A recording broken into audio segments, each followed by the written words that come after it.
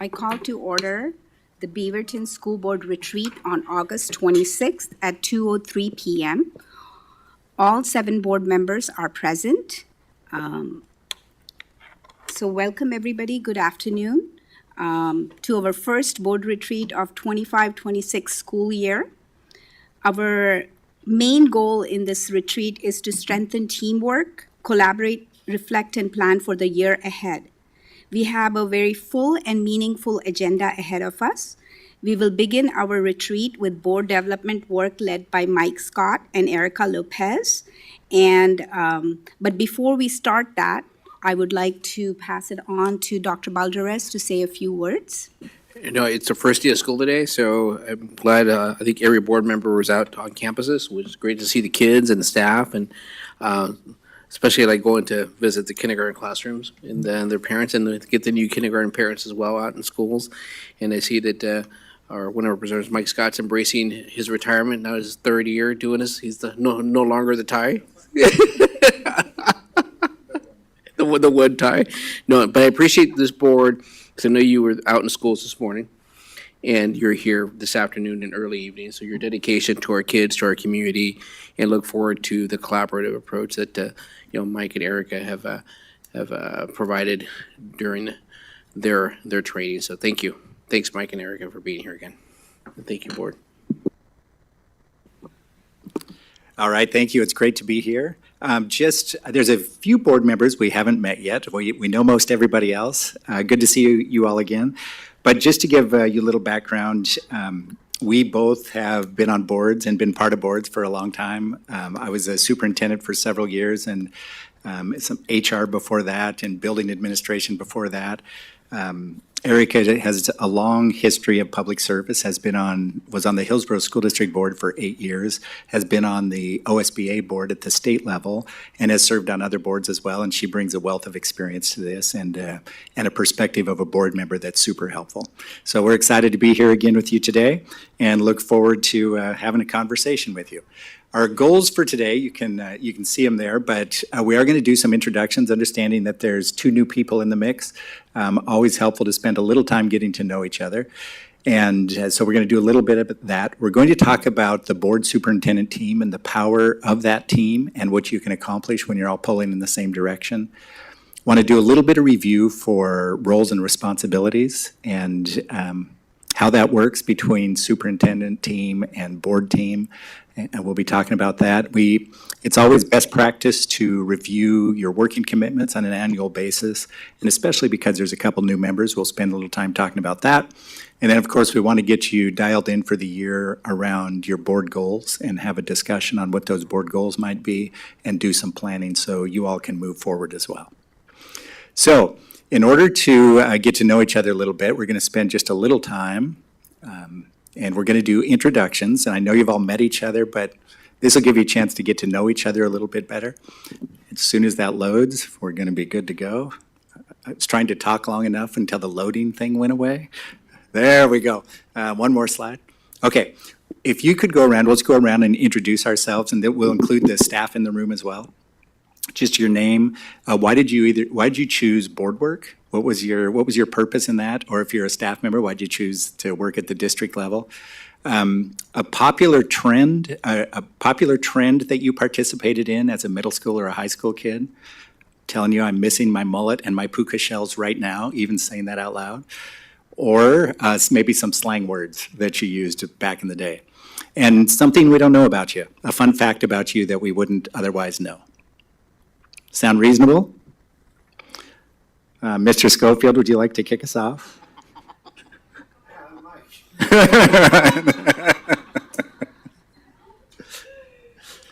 Sure. I have, what brings me to this business, I've been in this business 36 years now, and my wife, when I wake up in the morning, points me in the right direction and sends me to work. So this will be my last and final 37th year that we're going to finish off here in school business. And I think what has kept me in the work is what we do for kids at the end of the day. Even on the numbers and the finances, we're a few steps away, but knowing that we're out to support our schools and our staffs and our students is kind of my why. I don't know, what was your other thing about something from the It's 80s? it's on the board there for you. Oh. Popular trend you participated in as a kid. Boy, I don't know. I don't know if I was very trendy at all. Tell us about your parachute pants or something. Okay, yeah, maybe, right? There was that phase. That's my genre for sure. Talent or fun fact, I use this one all the time. I don't think anybody knows I was a state bowling champion in my middle school years, Wow. unbelievably. Okay. That's pretty random. That's pretty random. Okay, did I get it started okay? That was great. Off to you, board. Thank you. It's going to be hard to top bowling champ. That's, all right.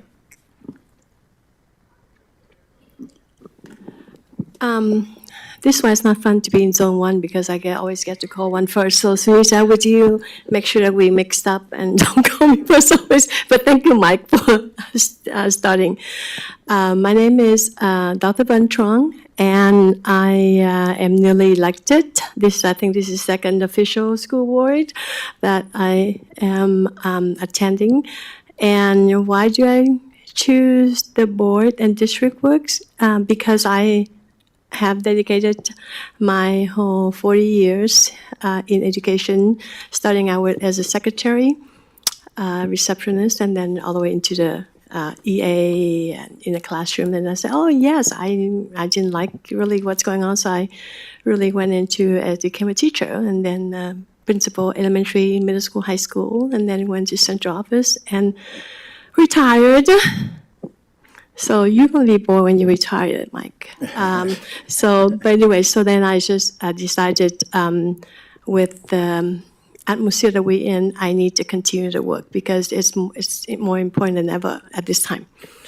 So what's the popular trend of slang word from your school district days that you participate in? This is personal.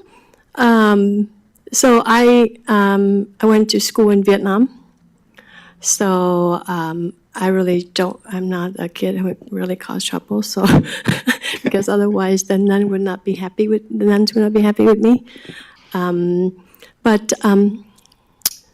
I think that this trend that my kids were involved in was the trolls. Yes, the trolls. And so I participated, and now I'm participating in another one. What is this? Anybody know what this is? It's Labubu. I went all over Vietnam for a month and a half to find one. I couldn't find one, but I finally found one. So that's the trend right now. Fun fact about me is that I can make wedding cakes. 70 fancy wedding cakes as in the Wilton cake decorating books. So that's it about me. All right. Thank you. Hi, buenas tardes. Nice to see you Hey. both. My name is Dr. Karen Perez, and I chose board work because I had 16 cohorts of kindergartners that I served here in Beaverton that we weren't graduating. Many of those students, we weren't graduating, so I wanted to figure out what can I do to support my 16 cohort of kindergartnners. My last cohort is now in 9th grade, so it's exciting to be on the board and continuing that work. District work, I did work here for 16 years, and just very passionate about the district in that way. Popular trend, I played soccer since I was in 2nd grade, and so up through elementary school, high school, when I got to college, they didn't have women's soccer teams at my university, and it wasn't until my junior, so I played on the Y team. I joined the men's Y team to play soccer, and then by my 2nd year, we had a women's league, and then by my 3rd year, the university had a women's soccer team. What's a talent or fun fact about me is that I have dragon boated in Australia, in Fiji, Canada, California, as a team member here on an Oregon team. So that's one of my fun facts. Thank you. Thank you. Peace. Justice Raji. I chose board and district work because I believe in public schools. I went to public schools. I worked in schools and around schools in my kind of multiple different from after-school programs to social work to intervention programs and other things, and as a teacher even. But and I believe in education. I come from a pretty education-oriented, or at least a percentage of it, family. So schools are where it's at, and I thought it's a place I could help.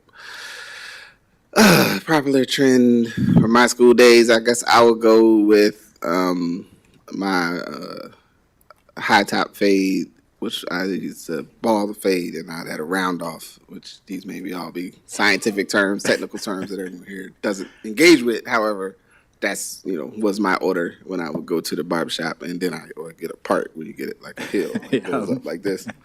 Yeah, I was there for that. And one time, and a fun fact, it was surprise the board. At a time in my life, I made music, and my group, I guess, did enough so when that was a thing. I guess that last year or the year before, in communities, it is 50 years of hip hop thing. Our group was a part of the kind of public art about the work because of the music that we were making. Especially, this was when I was in Pittsburgh. So for the city of Pittsburgh, I'm in a group that's on the board for the history of hip hop creation there. So, Okay. yeah. Thank you. Hello, my name is Sunita Garg, and this is my second term, my first year of second term. So to be honest, when I first joined the board, it was COVID time, and I wanted to volunteer in the school district, and classes were closed. So this came on my radar, and I signed up for it, and I won the election. So, but why did I do it again? Because I feel that this work has a lot of impact on students. Both my kids went to public school. It gives a different perspective to issues that may be going on in the school. And as a parent, as a grandparent, as a community member, all the people who are on the board, I think they bring their own perspectives and makes the district better. If you are sincere about this work, then you can make the district better. A popular trend or slang word from school days, it's a very long time ago. But most of my schooling was done in India, and we didn't use too many slang words, but I was a runner in my school, and I won a lot of competitions that way. And actually, when I came here, when I was 50 plus, I did the full marathon here. Nice. And when I moved, I was in high school at that time, so most of my time was adjusting to that new weather, because I'd never seen snow in my life, and I ended up in Toronto. So, but it was still fun. And then what's one talent or fun fact about me is I love to crochet, I love to cook, I love to travel, so. Thank you. I'm Gustavo, superintendent, and why I choose district work. It's my 35th year in education, 15 as a superintendent, and public education is a backbone to this democracy. And we're really fortunate here in the United States to have this type of education, because it's not always the case across the world in terms of the access to a certain type of education that's free and appropriate. So, and I come from a migrant family, and I love giving back to the community that I've always served. And my two boys went through Beaverton schools. Popular trend or slang, I had really big glasses, like when I was young. And I think Mike knew me, because when I worked for him, I probably still had those glasses on. Right. So really, really big glasses. And I think it was just back a trend. It was big old, everybody wore big glasses. Hidden talent or fun fact, I ran track and cross country about 50 pounds ago. So that's a long time ago, a long time ago. Hi, I'm Melissa Potter, running for the board and then also doing district work. I started off as a teacher at Southridge High School for teaching physics and biology, so loved that work and saw the connection between the enormous amount of commitment for our teachers and the capacity of our students to, and just gain so much respect for everything our schools do for our kids. And then join the district work in order to broaden that impact and also give back to the community and our kids so that all of our students can thrive in our schools. Popular trend, Dude, I totally wore stirrup pants and was part of the Big Bang Club. That was awesome at Glencoe High School a long time ago. And talent or fun fact, I was on the cutting edge of Title IX. So I was a golfer in high school and in college. Oftentimes people are like, oh, I didn't know you were a good golfer. I'm like, no, no, no, no. They desperately needed a breathing female to participate. So I was the token female that was willing to show up and swing a club. So loved it. I'm more of a hit and giggle gal these days, but that's where I am. All right. Hello. Good to meet you all. My name is Syed Qasim. Simplifying that's Psy-Ed, so sighing for education, Psy-Ed, and Qasim, that sounds like awesome with a Q. So Syed Qasim.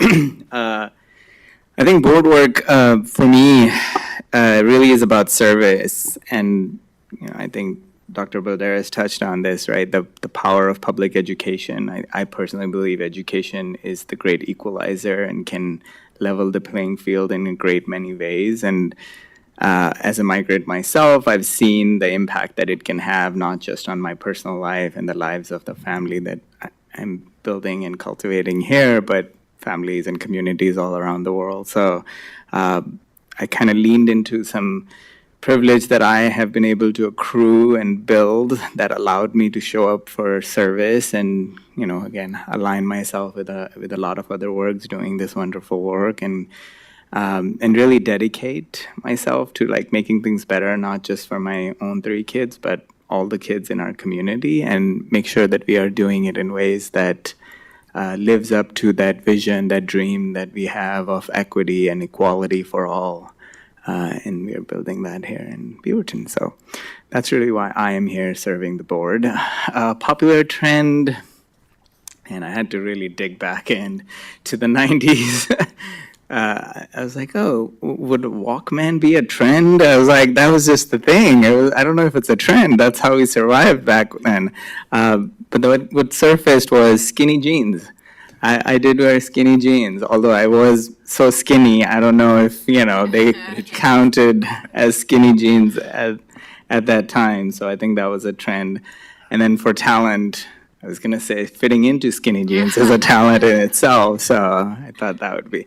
But a talent, and I feel like this would be giving away, maybe a little bit appreciation from Director Raji. I used to be a DJ in another life, so. And that's all I will say for that, if you want to know more.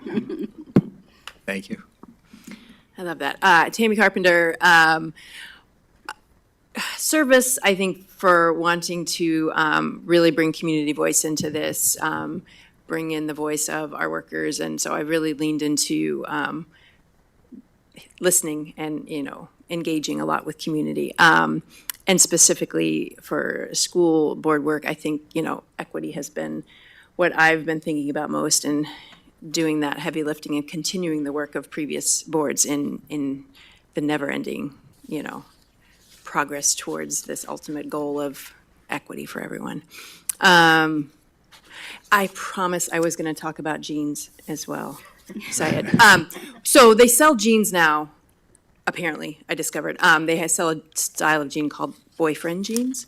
In the mid-'80s, it was you taking your boyfriend's jeans and then rolling up the hem in a particular way. I can show anyone who would like to do that.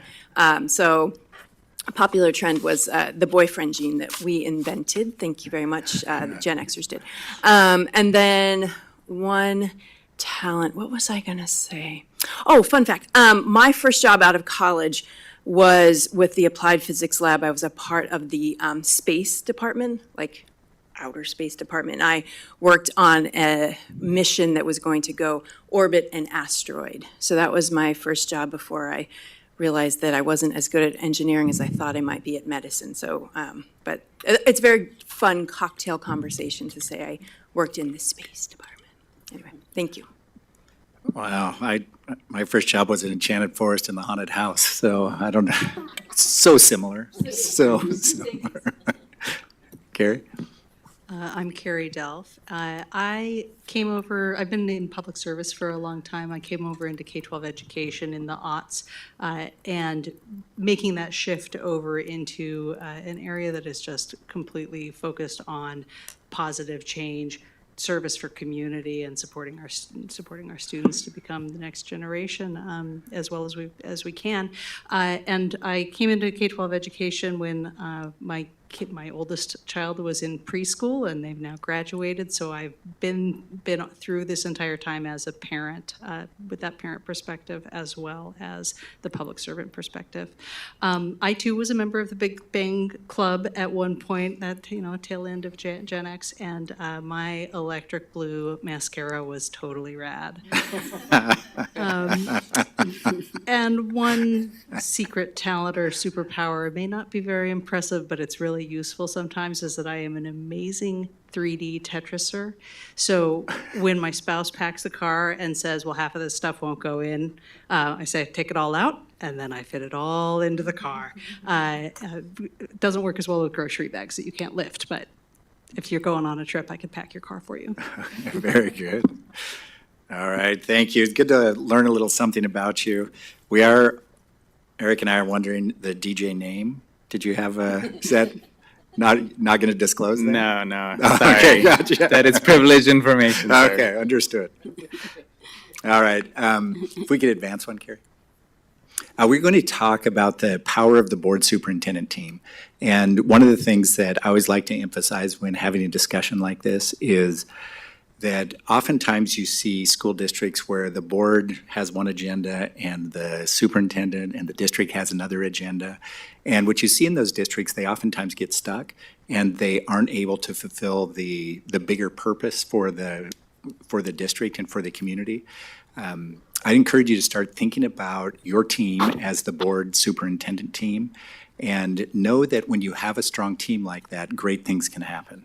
When you have a high-functioning board and when you have a superintendent team in place, it really gives the students an opportunity to thrive, because you're able to meet the needs of not only the students, but the needs of the staff member, and you create a culture and climate where students can ultimately be more successful, and that's when you start to see the student experience actually change as opposed to staying stagnant if you don't have that same team.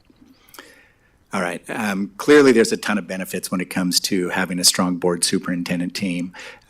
We know that that staff members within the organization, they watch and they look and they listen and they see how this team is getting along and how they're functioning together. When it's going well, decisions can be navigated in a manner that allows for stronger decisions and better impacts for kids. And when that communication between this team is respectful and open and honest and collaborative in nature, again, great things happen. I didn't used to believe that when it came to people watching this team, that it impacted morale one way or the other. I didn't used to think that was the thing. I even wondered, is anyone paying attention? And it turns out they are, and it turns out that there is a direct correlation with morale and how the team is functioning together. And then clearly, we know that OSBA have 3 different pieces of research that talks about when the leadership team is functioning at its best, that there's a direct correlation to improving student outcomes as well. Student achievement actually goes up when there's a strong board superintendent team. All right. We also know that it doesn't happen on accident, and we have to be very incredibly purposeful about working together as a team, and it takes some hard work. We talked about this a couple years ago, but this whole body of research around forming, storming, and norming and performing, and now there's a 5th one called adjourning, but we're not gonna focus on adjourning today. Just know that these are the predictable stages that teams go through as they form. And the interesting thing is that every time there's somebody new in the equation, then this starts over again. So you elect new board members, you get a new superintendent, something changes on the team, you're back to forming, and you work your way through it again. And clearly, when you're in the forming stage, that's a stage where you're super polite with each other. Everything is pretty surfacey. You're not going in depth just yet. you're just learning about each other and everyone's on their best behavior. That wears off after a little bit, and you get into the storming side of things, and that's where some power struggles can start to exist. That's where some conflict can start to exist. Things are getting on your nerves that didn't get on your nerves in the forming stage of things. And then you get into norming, where you start to hit on the cylinders and you start to find your rhythm as a team. And after you work through those three stages, you get to the performing stage, and that's where the best work can actually happen. The goal is to get to that performing stage and stay there as long as you possibly can before you have to start over and forming and work your way back through again. Carrie, thank you. The other interesting thing about this is your team effectiveness. There is a correlation between your team effectiveness and how your team effectiveness and what stage you're in. Clearly, you can see that when you're in the performing stage, you're working most effectively. And for us, that means, in this business, that means that good things are happening for kids. I mean, there's always going to be the adult stuff. That's going to be there forever. But for us, we care about this and what stage we're in and working through those stages, because we know that student achievement, the student experience changes when we're in that performing stage. All right. Here's what happens with a lot of teams, is they get stuck in storming. They almost develop habits they develop the habit of kind of griping at each other and being irritated with each other. They develop habits around, I'm on this team and you're on that team, so we can't get along, and we certainly can't move to norming or performing. And we know that it's also entirely predictable that at some point, every team is going to be in the storming phase. Entirely predictable. And it shouldn't be seen as a loss when you go into that phase. It shouldn't be seen as, hey, something's wrong with us, or, we're really not getting it done right now, because it's predictable that it's going to happen. And as long as you have some tools available to you to get out of that storming phase, once you will recognize it, then you can work your way through it. Some ideas on that would be, let's say you're stuck in storming for a while, you can do some simple things. You can review your working agreements. You can have a conversation and figure out where your shared beliefs are. Today, as you all were talking about why you got into board business, it was pretty clear it was either to make a difference, or it was to tackle a big ticket item like equity issues, or making sure that our underserved kids were having their needs met. Those are ideas that aren't hard to rally behind, and those are shared interests that we all have, no matter who you are or who's sitting on the board. So the goal is get to the performing stage and stay there, and be able to work out of those other stages and through those other stages when you find yourself there. One of the things that's helpful and that gets you to the performing stage quicker is to have a good feel for what the roles and responsibilities are for each of the members on the team. Okay, so I always feel weird, like if I want to stand, but I'm going to try to do my best of speaking from here. So as Mike was saying, one of the tools of getting out of that storming phase is really understanding what the roles and responsibilities are between board member, superintendent, staff, and so that you have really good guardrails of like, am I in the right lane? And a lot of you already seasoned school board members, so you know this as well. But it's also things that you are going to help your new board members in onboarding, and also helping them understand kind of the way that our work is done and the lanes that we sit in. So some of this might be a review for you all. But essentially, as board members, the board really falls in these 4 core areas. You have the power to set the policy for the district. You also create that overall vision and goals, and you hire and oversee your one employee, which is the superintendent, and you approve the budget for the district. So these are the core roles of the board, and if we can advance one more thing. And a big area here on the vision and goals, and Mike was talking about the morale and how it impacts staff. But if you are all in alignment and you have this good team with the superintendent, and you're able to have your vision and goals that match and really strengthen where the district is going, that's really powerful. you also get to set your own goals for your board. And we're going to talk about that later on. But last year that we came, you all set some goals for yourself, and we're going to review those as well. So a good reminder of our respective roles is the board is the what. So as a board member, you set the direction of what you want the district to go in, and the superintendent is the how. So you entrust this vision to that one employee that you have to execute what you all collectively as a whole come up with and the vision that you set for your district. If you can go, thank you. So one of the ways that this shows up, and I always talk about my own experience here, is the expectation, especially for new board members, when you come into the board work and you have these ideas, and I had very lofty ideas of what I wanted to do when I got onto the board. And I remember one of those, I was thinking, wouldn't it be great if we could just grow our own food in our school gardens and then provide those meals to kids? And I had a lot of, family and community that would come and talk about this, like, why don't we grow our own things? Why don't we feed? I'm like, I don't know. And once you start asking the questions and you start realizing, oh, that's like a federal program, like nutrition services. It's not even something that you can handle at the school level. It's like this federal policy. There's these lofty contracts that come, and it's not even something that we touch. So there comes the reality where you start kind of peeling away like an onion and figuring out there's like a lot of layers to public education. There's federal policy, there's state policy, there's, school district, and you start seeing like where do I really have an impact to change something, and where do I really have influence or ability to make the difference that I signed up to make a difference. And I was like, really, I'm not gonna impact, the hundreds of years of systemic racism and discrimination. Like, what? That's really what I signed up for to do. And then you start realizing that's a lot of work. It's really like you're like a little brick in a road that you lay for the next person to come and continue this work, because it's so big.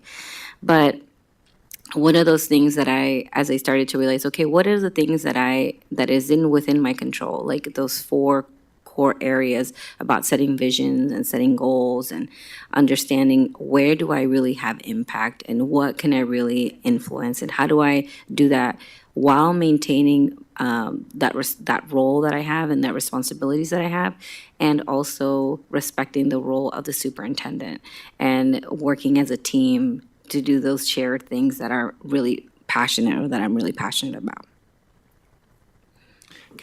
I just have to add an aside. So one of Erica's first meetings that her and I had together after she was elected to the board, those 2 things that she talks about are very real examples. The goals were to end systemic racism within the Hillsborough School District, and to locally source our food. And I think I asked her, so how long are you going to be on the board? It's going to take a while. And while I'll say that, yes, systemic racism still exists, and not all of the food is locally sourced, what happened, though, as a result of the goals that she had and the values that she brought to the board, is that we started chipping away at things. The work that she did to make sure that our board was receiving equity training and to inform that training, and the work that she did to be part of the OSBA and to start some equity work there and to make it come to life a little bit. Hugely important, not only for our district, but for the state as well. We also did things like we looked at, okay, let's look at the food that we are serving in our schools, and can we make any adjustments within the nutritional guidelines that we have to live within, and offer some more culturally specific food. And so while, she says, well, I didn't do those things, nudge the system in the direction. And I love what she says about you're laying the bricks out, and the people that come behind you are going to get even a step further. So just wanted to mention those 2. Yeah, and I would say that a lot of that was through, I think it was somewhere else, I can't remember, where we had some questions of like when we are learning about our work in the district, and we're going to, you did school visits today, or maybe you go and do other visits like facilities or nutrition, whatever it is that you're learning about. Those are the times where it was really great to ask those, like, I wonder, like, why do we do it like this? And just like listening to understand first, so that I can understand, like, what is the system that you're inheriting, this like $1 million or multi-million dollar organization that is like your responsibility. And it's a huge operation that is being run.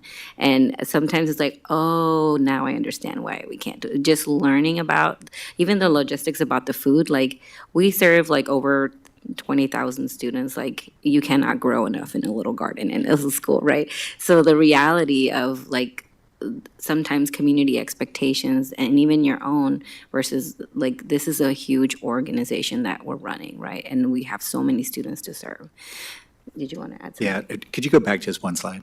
One of the things that Erica talks about is how the expectations that she had to what she thought the job was going to be versus the reality of what it was even more complicated by, you've got community members that work to get you elected. They're all excited about your candidacy. They want to see you get elected. They're your people, and your values are aligned with them. And those people even know less about the roles and responsibilities of board work.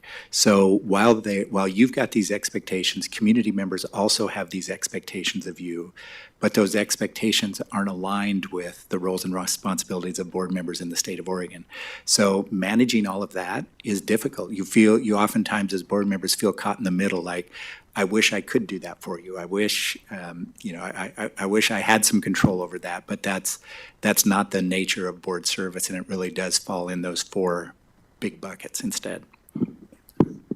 So one way that I and my fellow board members went around the board, we would check are we still in our role, is if there's somebody hired to do that job, then it's not my job to do it. And it was a good reminder whenever we were going super into operations of the district, we're like, I think we're going into an area that is not our responsibility. Like, you're at this level of the organization of making decisions and setting that strategy for the district. And what happens is, if we would always advocate for our problems to be solved at the lowest level possible so that it takes less time. Once you get involved as a board member, it adds so many layers of complexity and then communication to get that problem solved for either community member or parent, or it has to go up and then down and then up and then down and then actually get a solution out to the community member. So there is always this guidance that we would fall within our board to help us maintain our role as well. So we're going to go through a couple of scenarios, especially for you board members that are new. Hopefully we paired you up with seasoned board members and a mix there, so you get some different perspectives. So we're going to split you up into 3 different groups. You're going to do this collaboratively. Each of the groups is going to have different scenarios of real life situations that I borrowed from some other board that have happened, and you're all going to talk about what's happening in the scenario, and then what do you think are the actions that you would take as a board. And then we're going to share out from your groups what your perspectives are. And this will be great as you start thinking. The next section that we're going to talk about is your operating agreements as a board. So there might be some things that come up in these scenarios, and then you review your operating agreements and be like, oh, maybe that's something that we should even add or edit, or maybe it's not specifically called out there. As you look through these scenarios, just have a little note for yourself if something you discover there that you think is not in our agreements that we'll talk about later. So we're gonna go to the next slide and divide you, if you wanna go one more, so you can see what your groups are. And maybe just move around if you wanna have, like, group A over here, B and C, so that you can be together. So you'll just move out for a little bit. And we're gonna hand these over to you.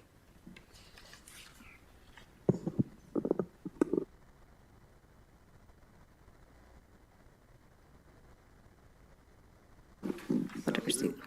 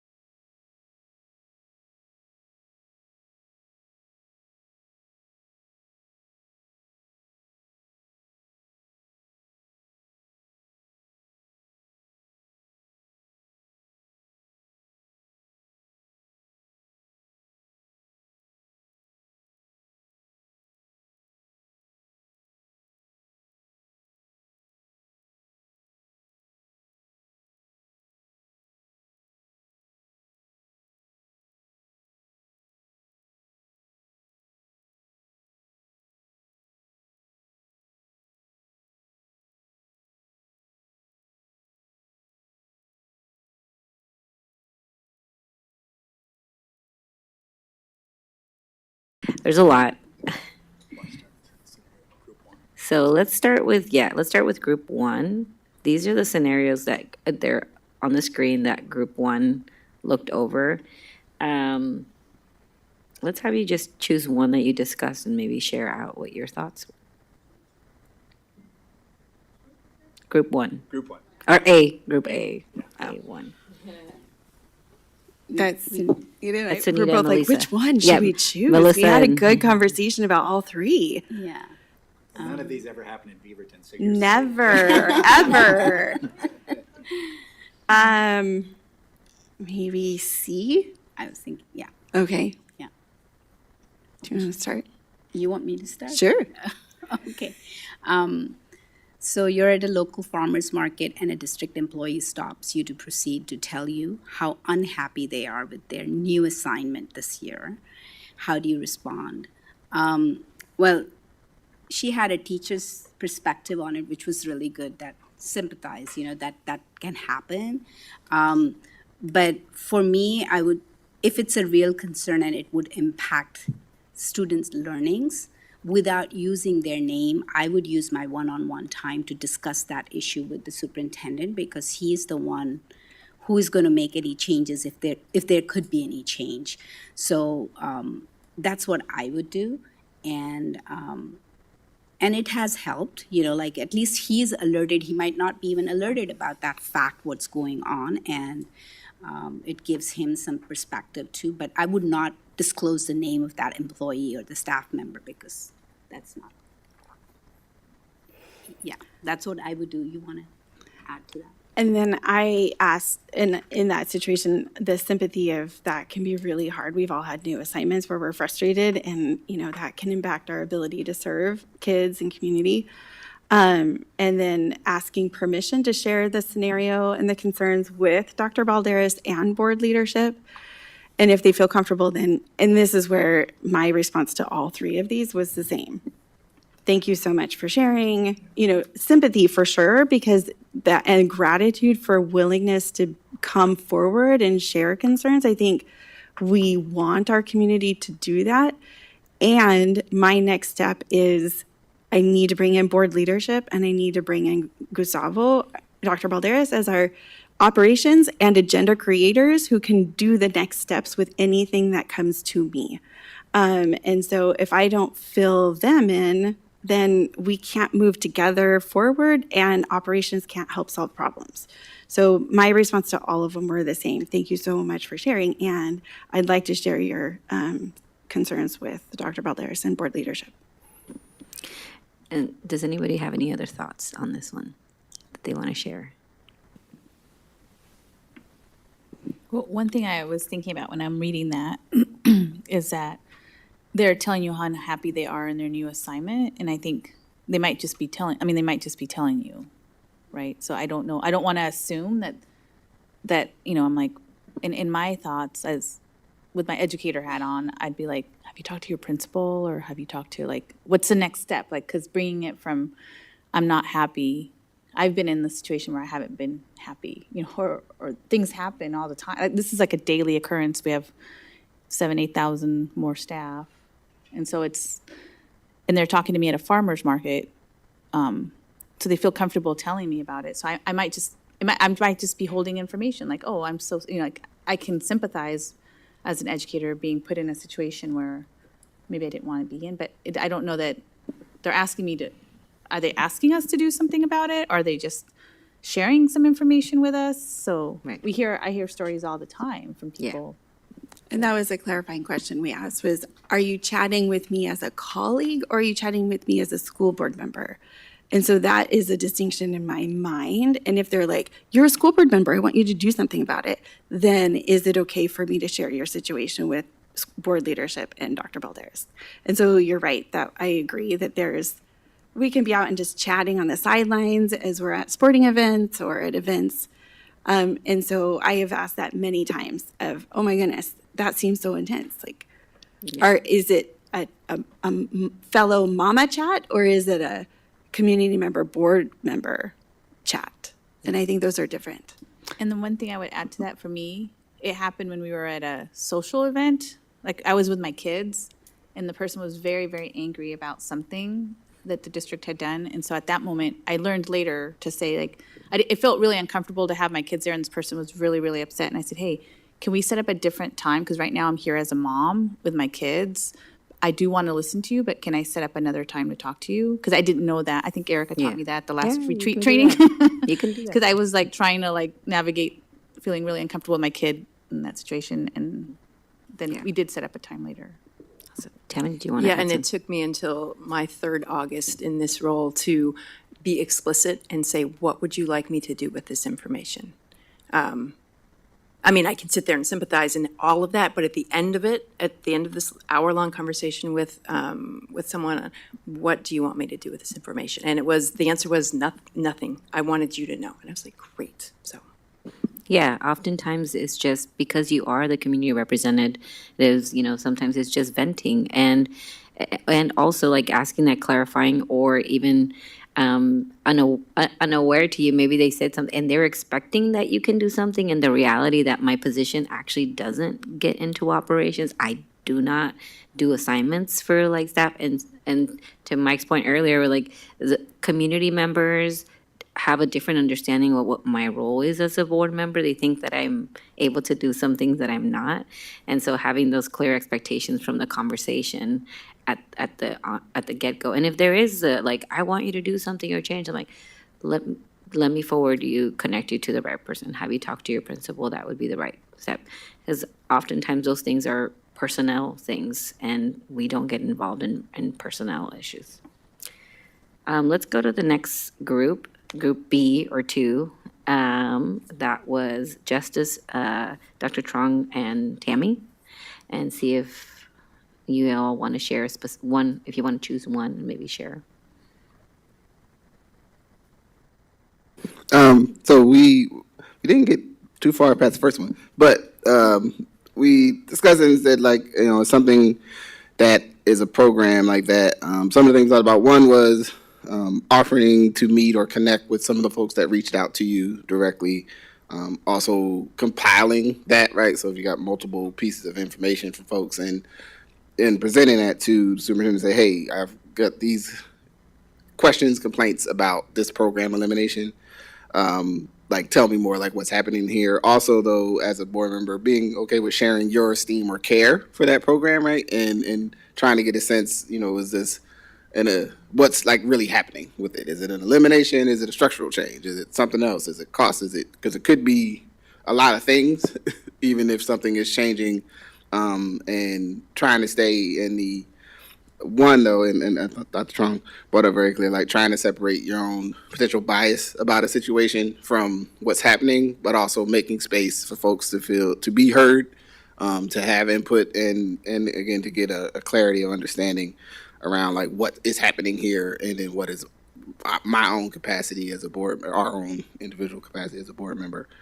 Do you want to add anything, Dr. Trong? Yeah, the one part for me that I haven't been doing well, and I am aware of it, and I, committed to Dr. Trong and Dr. Raji that, this doesn't say that these multiple complaints came from a school in your zone. And, I have, I think all of us, for whatever reason, somebody is like, oh, I know Tammy, you should reach out to her. And, it's not one of my schools. And so what I have done in situations like this is, reach out to the superintendent. And it hasn't been my habit yet to also reach out and say, oh, hey, Dr. Trong, some parents at McKay are unhappy. I just wanted to let you know. Or invite Dr. Trong to come with me to the coffee with that one parent who wanted to share something. So that's something for me that I'm going to be working on, is that you can hear something from any zone. And for us, for me, I'm going to be working on making sure that I include that board member from that zone. Anybody else want to add something, or? I actually was really listening to my peers because they have had experience in the board. I just add in the bias and multiple perspective, because we're all different and we come from different background and different experience, but we all have one goal, is student achievement, right? So And then things like this, I was asking on how to have conversation beside sending out to the superintendent, but also like having conversation with other board or other parents, and what are the expectations, what are the limits? So that I'm just trying to learn the ropes in responding. But I know to forward to Dr. Balderas, the superintendent.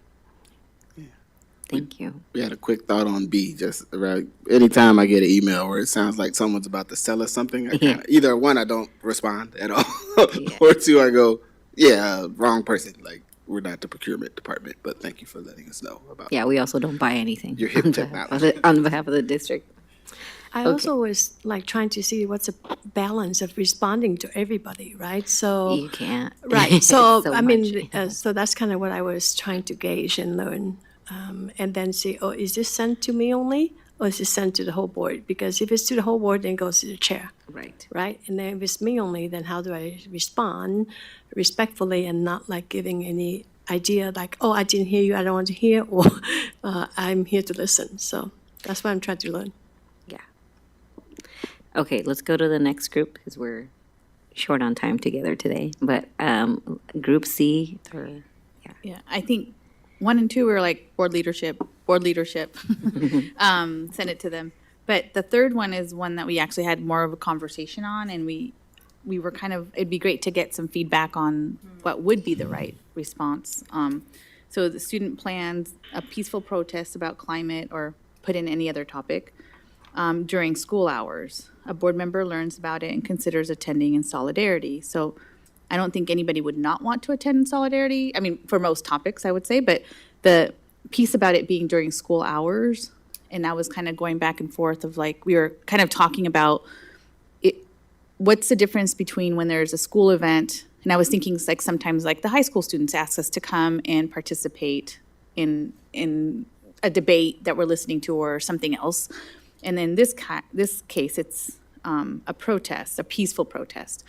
And what was going through my mind is like, we as board members don't have a right to just show up in a school and be a part of something during school hours, is my understanding of it.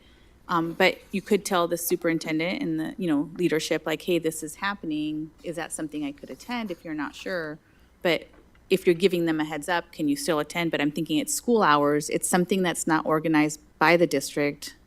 And in my mind, I was thinking about what is it that the students are trying to accomplish? Like with climate change, for example, what that is under our privy. So like maybe it's our policy, or maybe we have a meeting later and we can talk about climate change and what we are doing and learn from the students about what they think we can improve, as opposed to showing up during school hours on something that's not a district thing. But do you want to share some of your perspective too? Yeah, I think it was a hard one because I felt a little like targeted with that. I was like, climate change, near and dear and really pertinent and obviously relevant, especially when we have had multiple 100 degrees and 90 degrees days. So timely. I think I was referring back to it, and we talked about it, right? Like what's in the board current agreement that we have, the operating agreement about school visits, giving a heads up and sort of clearing it with the leadership and pursuing that. And actually one of the things that popped out is like board members are also community contact points, right? So again, what does that entail? Right, like being able to be there in the community listening, especially if it is within the zone. In this scenario, it doesn't specify that, but if it's a school within a zone for which you are that community contact point, is there value in you showing up and listening and being clear about that, hey, I'm not here to represent the board, but actually still listen to whatever the concerns and whatever they are protesting.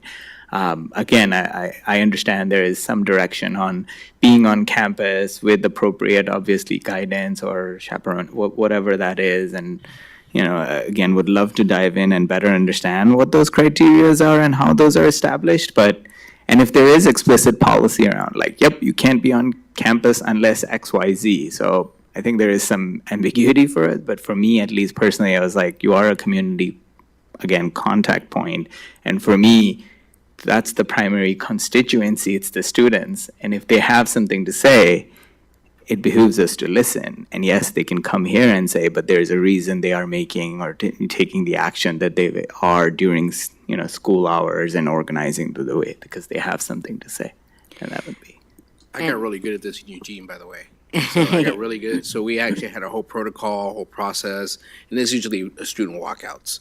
Yeah. South Eugene High School was probably the best in terms of most organized, and it was closed campus, but they would walk out. They're very organized. Not a school-sponsored event, so no one can come on campus. It's a closed campus. Board members wouldn't be allowed. They're patrons, so but they could stand. But the people were so organized in Eugene. People understood. Even the community members knew to stay on the sidewalk. Mm-hmm. They knew how to stay on the sidewalk and watch the kids and support the kids with signs. Mm-hmm. And then the kids would walk back in, and they were very, very organized. Not school sponsored at all. They would just have their walkout for their reason, and they would come back. And they would, if they left campus, there'd be issues with we'd know who they were and report them to their parents and so forth. But for the most part, it's not a school sponsored event.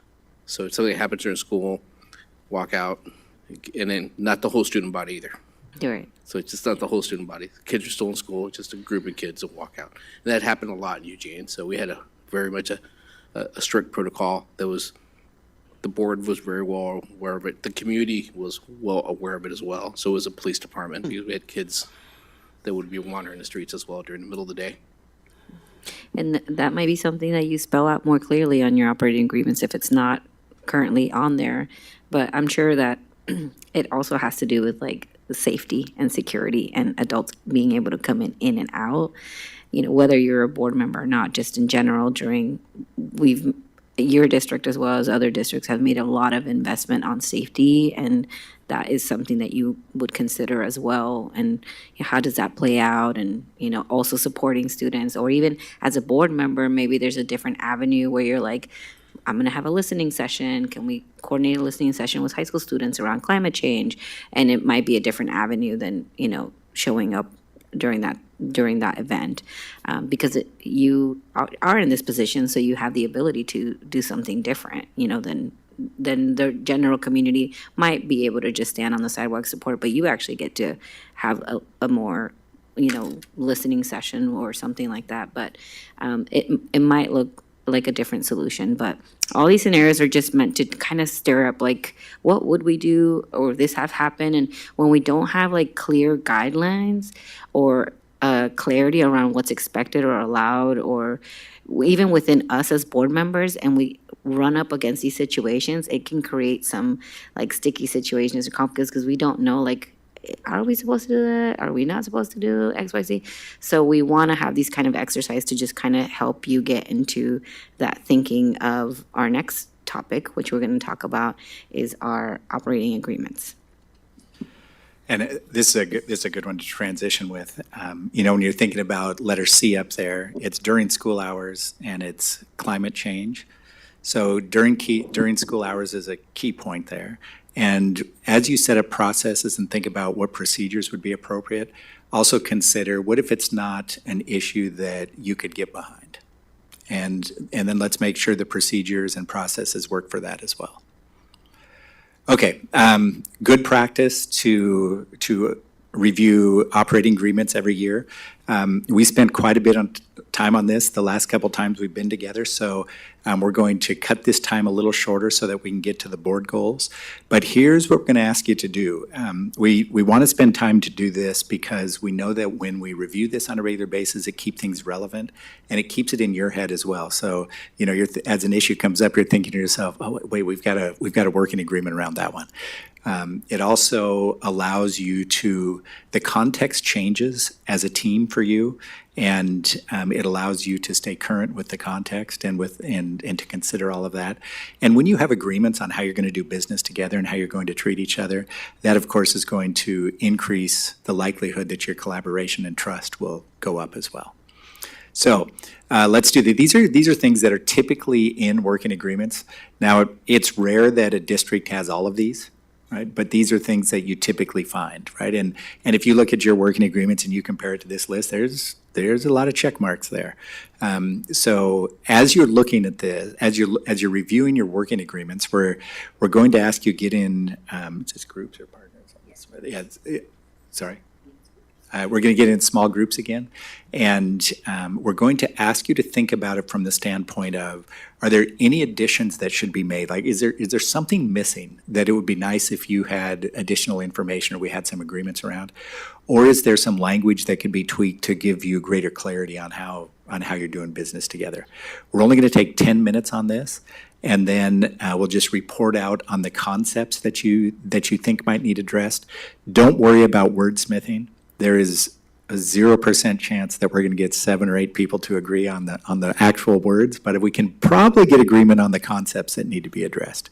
So let's go ahead and just do the same groups that you had before, and only 10 minutes, and then we'll call you back, and then we need to get to some goals as well.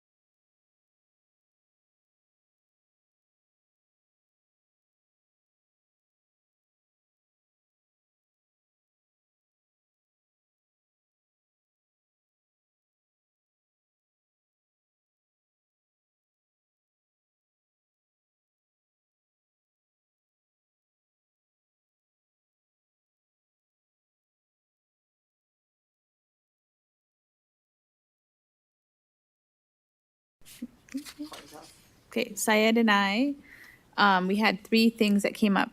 Which of these are kind of tied to policies, and which ones are things that we can actually tweak or work on, or like change? And then the second one is around section E, around visits to schools.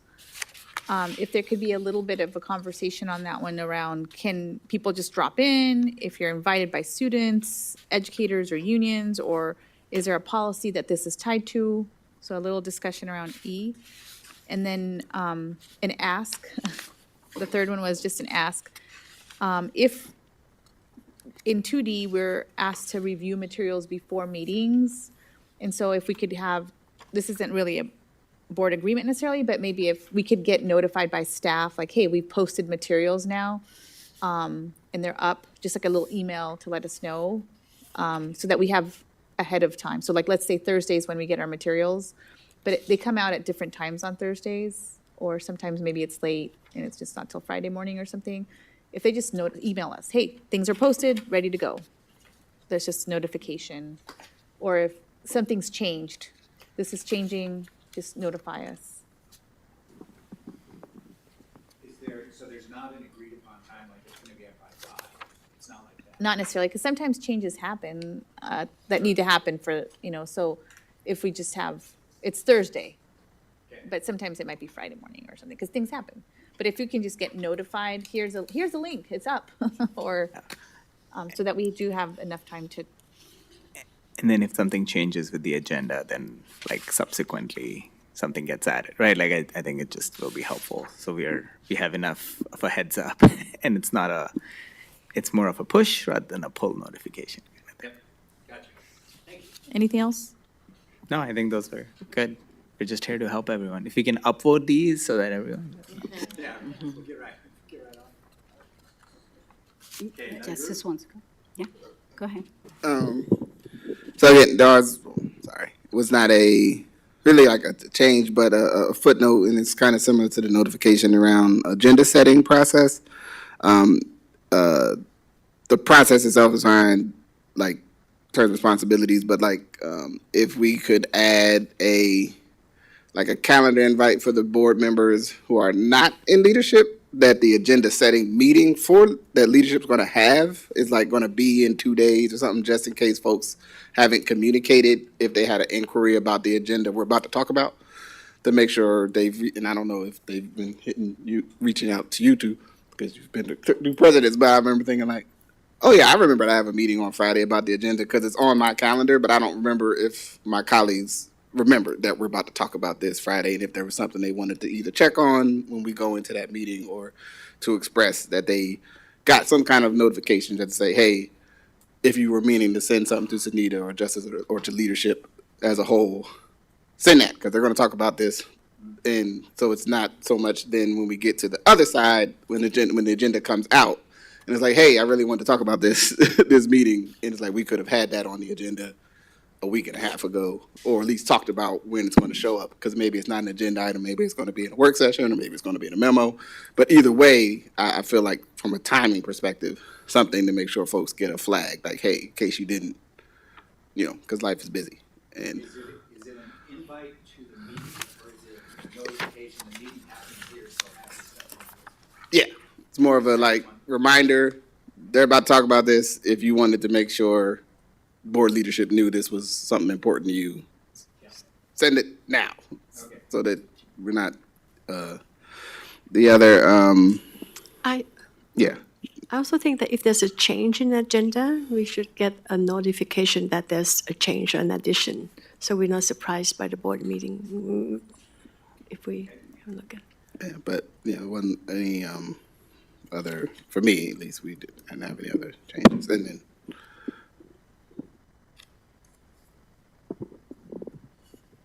Anything else from that group? Okay. Next group?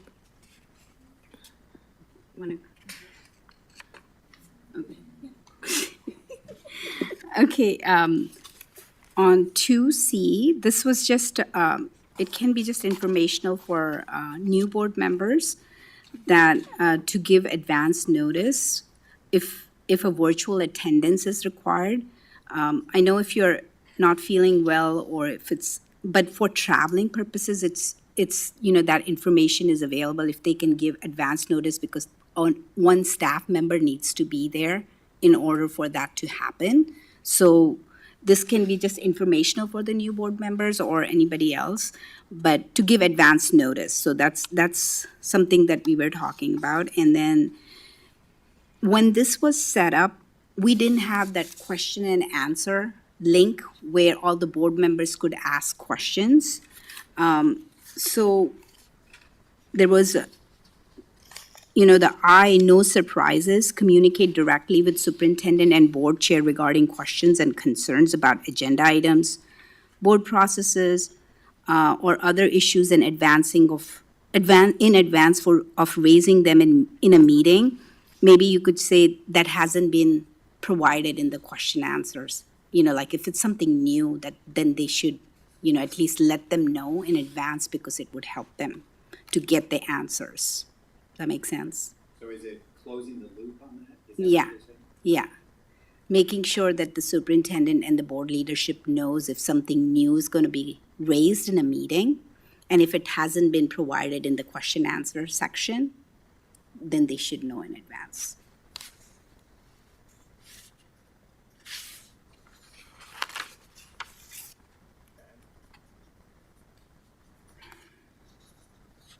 Is there something else, Melissa, you want to add? Okay. Yes. I had just one observation about Robert's rules, and it's down to the idea that it's a limit of you may speak twice during each round. And I guess I have seen that in a way be sort of done in a way that it felt like we were shutting down dialogue. In what I saw one time was that after like a few people spoke, a person was like, "Oh, I just realized something that I want to, speak a third time," and it was. No, you've already spoken. And so my curiosity is that can we be flexible in how we administer that? And, can the bar be a little bit lower than, we have to vote and a majority? Like, could there just be two people that like, hey, I don't know. And maybe I don't want to change Robert's rules. What I want to express to the group is that I would love for us to feel like we have all contributed our ideas prior to making a decision. And if somebody comes up with an idea, after hearing from everyone, I actually do want to hear that person. And so can we be open to the idea that maybe twice is sort of like a soft limit, and that like, no, actually, it would be good to continue if we haven't been at this for an hour, but we've been at it for 10 minutes, and maybe it's okay to hear from one more person. I don't want Robert's rules to stifle our deliberative process is all I'm bringing up, and curious if others have ways that they want to think about how we. So, these are self-imposed rules, obviously, Robert's rules, we've chosen that. And can we be open to the idea that in order to fully have everyone share ideas and for me to learn from my colleagues that we can be a little softer on that speaking twice limit? Thank you. Is that something that's specifically in your current operating on what section? Yeah, it says 2F. F. It says up to 2 times in discussion of each topic. And then it does close with Robert's rules are used as a tool and a guide, not a weapon, to facilitate clear work. So, yeah. So the question would be, what's the rest of the board think? Do you have enough board members that think that's an idea we're pursuing for a change to happen in the working agreement? I have a quote that came up on OSBA, and I think I'm going to remember it, which was, Robert serves the board doesn't serve Robert. Yeah. So, I think some flexibility, to Dr. Carpenter's point, is valid, that allows us to, again, within the certain guardrails, move the conversation and the discourse in a helpful way. And putting extra constraints or guardrails may not be necessary to that extent in writing, because again, it's there to serve us to progress in a structured way. I like the predictability of, we're going to have a motion made, a second is made, discussion and questions. It looks like everybody would like to say something, so we're going to go through, everybody gets to say. Sounds like there's still more everybody wants to say, everybody rotates one more time. And I feel like it is up to board leadership to say, okay, I feel like there's one more, let's go through in a thoughtful, structured way one more time to get another thought said. But I like the safety of that structure. I think in a business meeting, that facilitates effective communication, predictable communication, and lets us share our ideas in a professional, safe space, and gives everybody a chance to be able to share their ideas, and allows the meeting to move forward with the business of the district. If it's a work group, we don't use Robert's rules. So we can have these conversations that are super open and messy, and that's all good. But I do see the discretion of board leadership to say, let's do a third round. Okay, we're going to keep the same process, and that helps protect everybody to be able to share their ideas. So even how it's stated, I feel like there is discretion within the board leadership to offer a third round.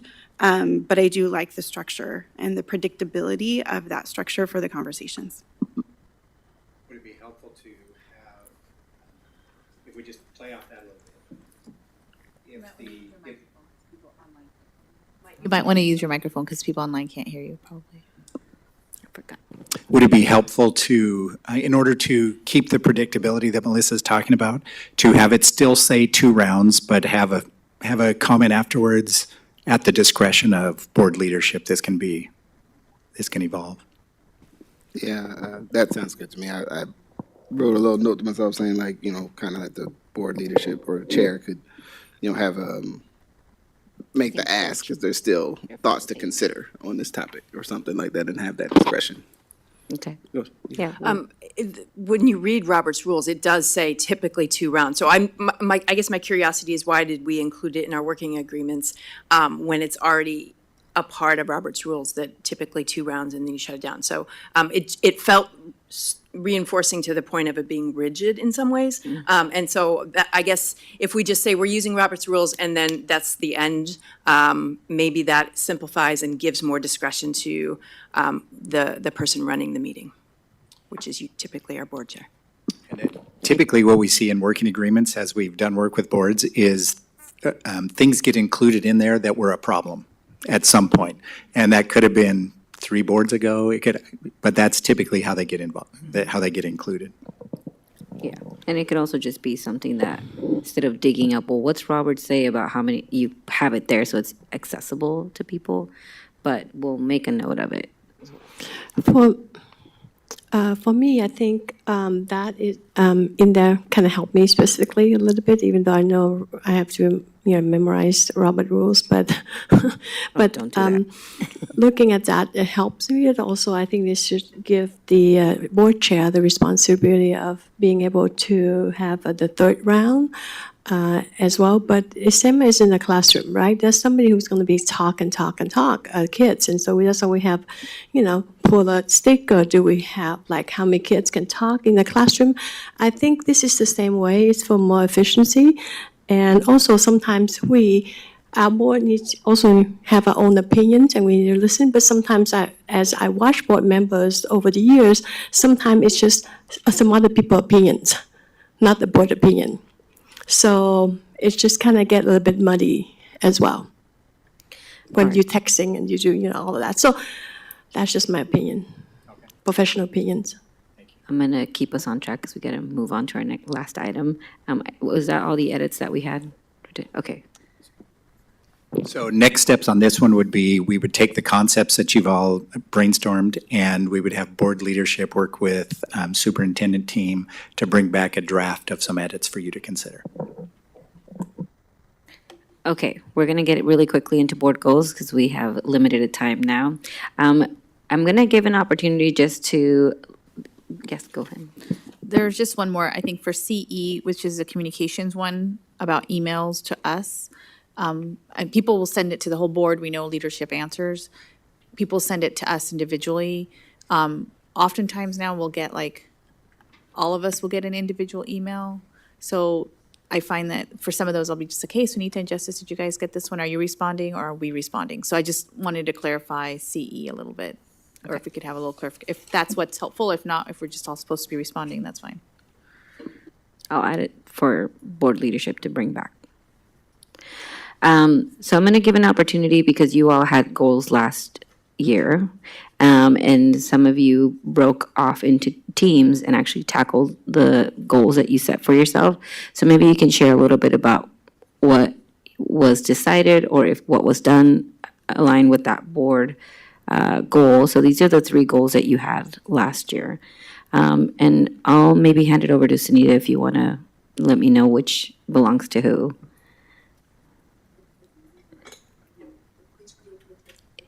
Which group worked on, like, student representatives? Who was the people that were tasked with that goal? Yeah. So maybe just an update. Yeah, oh, go ahead, Yeah. Mike. So I think that went pretty well. So that was Justice and myself. Board self-evaluation. Who was in I know charge of it's that? Uganda and Ugana and Karen. And Karen, okay. And then legislative outreach was Melissa and Tammy. and so Yeah, And Justice too. I mean, it was an all hands on deck. Yeah. okay. So maybe this is just like an update, because sometimes we forget. We're like, oh yeah, we did do all this work last year, and like, what did we do around this goal that we had, and what was accomplished? And maybe it was I think for board evaluation was a decision whether or not to do, and like just a quick update for the board to kind of recap, and especially for your new board members. So the first one, I think, went pretty well. It was nice to have student board members to represent on our board. And, I mean, it could be better by learning from what we learned from our old student rep board. You know, we could have more communication. And I think once we had meetings with them, they wanted to meet Fridays before the business meeting so that they could talk about agenda. And I think that was, with the help of Carrie, that was good. Not all student board members attended, but whoever did, they had questions. They had, you know, they learned from the whole process.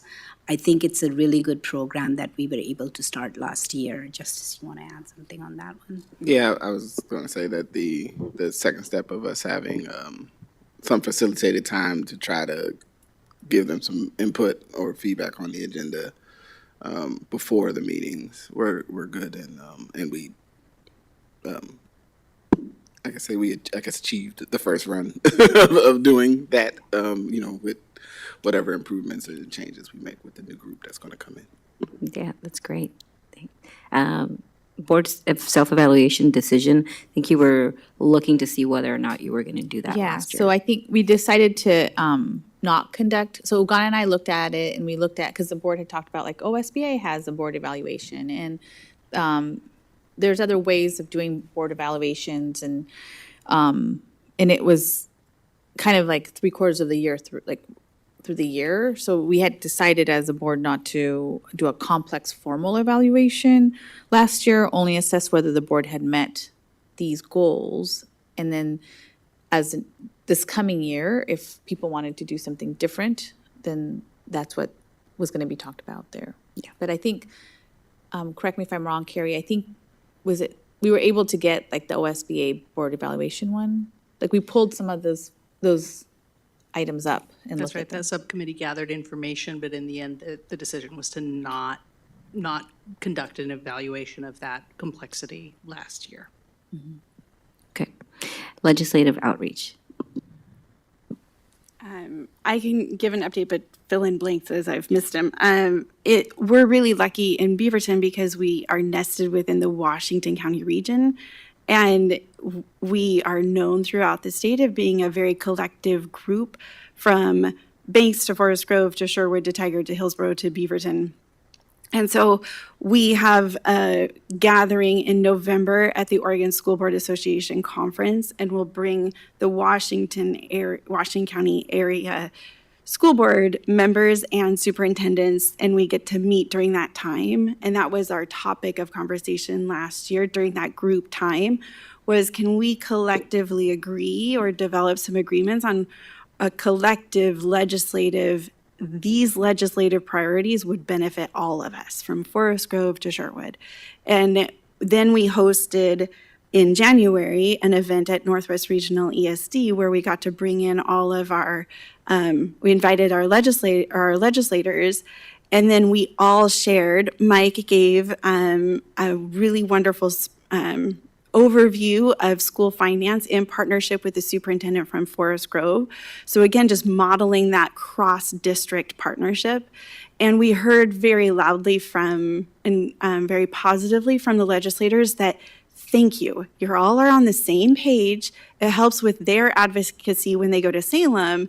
No, my whole region has the same priorities. They're saying the same thing. And it was just a really nice message on behalf of all of us. I felt like, so we had our, a current service level, special education, we had our top priorities. We also had another handout that showed the impact of those priorities for Beaverton ourselves. So we did have our Beaverton story to tell with those priorities, which I think helps. But it was a really nice collaborative effort, and I felt like it went pretty well. And then we tried to attend as many town halls as possible. And one thing, when I would attend a town hall, I would send an email to board leadership saying, hey, can we send a thank you to the folks who hosted the town hall?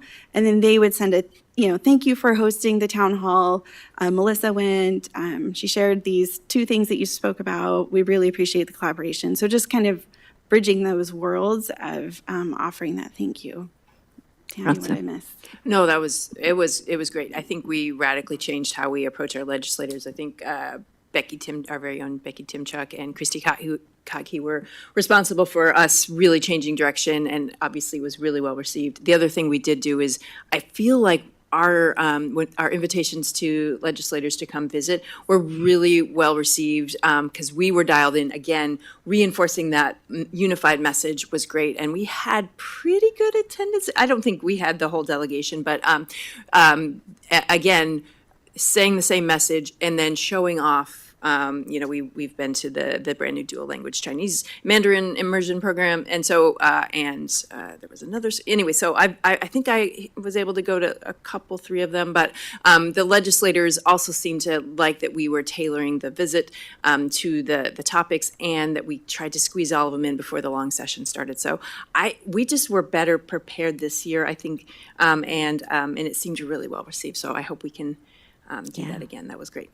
So this is great because this is really what we're trying to do is you were focused. You had these 3 things that you wanted to accomplish that year, and like you tackled and had a strategy behind what you were going to do. You set actions for your board to do, and you kind of organize yourselves within the board to kind of like, this group is going to tackle this and this group is going to tackle that. So we want to repeat sort of the same thing for this next coming up year and figure out, what do you want to tackle this year?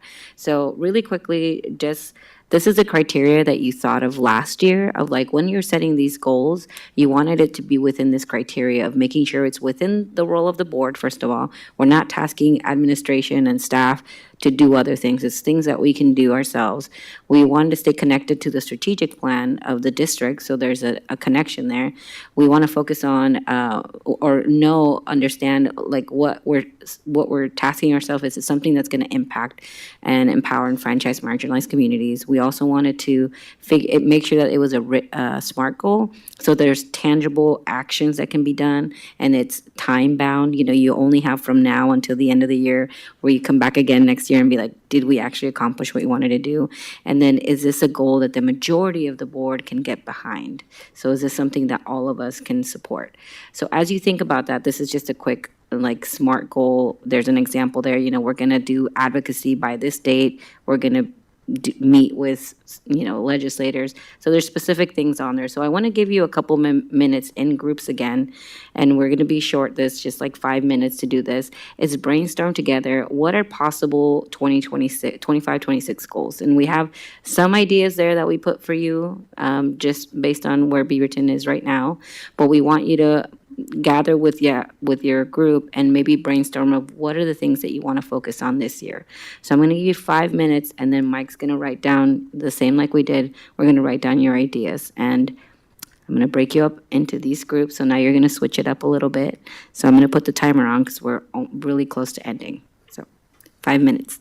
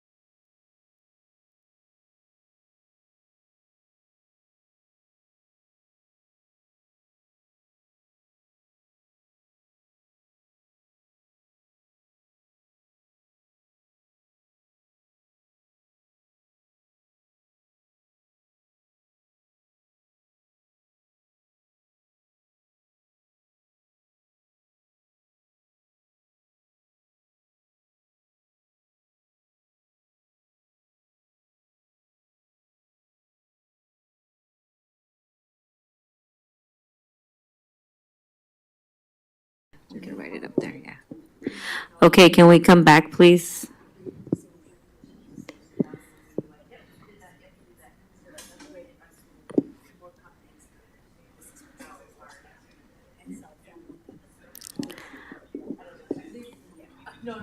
All right, we're gonna share out.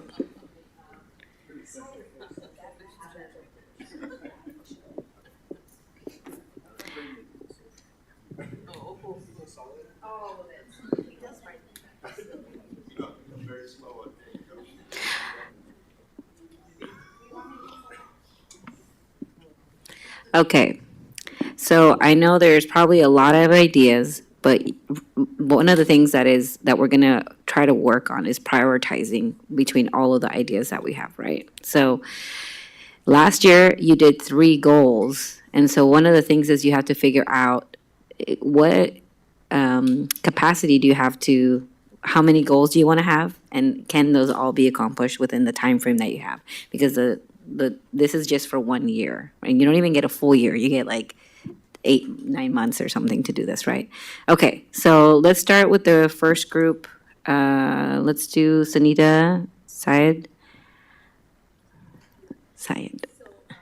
The first two, we have to get those done, right? We have to find a superintendent and we have to have a sustainable budget. So there's no questions about that. Okay.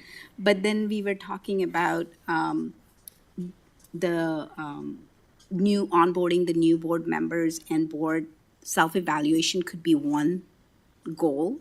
You know, what is it that board can do to make all of our board members feel that they feel comfortable in this board? And then talking about looking at, like you guys looked at OSBA self-evaluation, what does it have? You know, like I haven't looked at it, so it would be nice to see what are the things that we can do to improve our own board.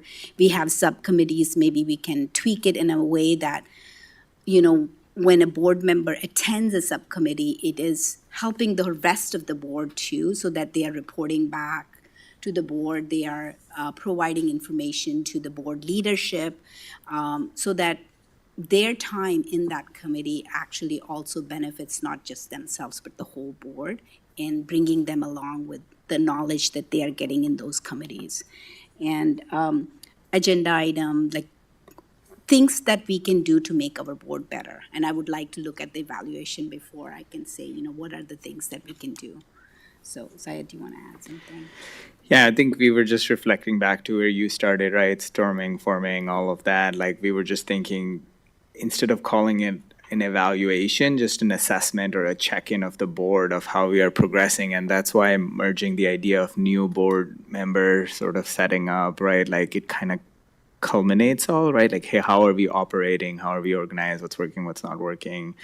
And especially we were thinking from a timeline perspective, right? That we do have big things to accomplish, and if we could try to work it in within like some middle part of the year, then as we kind of transition into the second half with budget and some of those things, we are better situated to be able to navigate and kind of tackle those as well.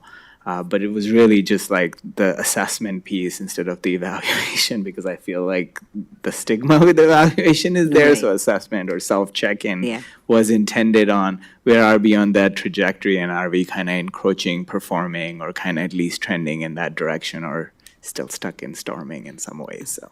And you can always decide what to have inside your assessment, and it could be around your working agreements. Is the whole board following working agreements? And you kind of grade yourselves on how you're doing. So there's different ways of doing that.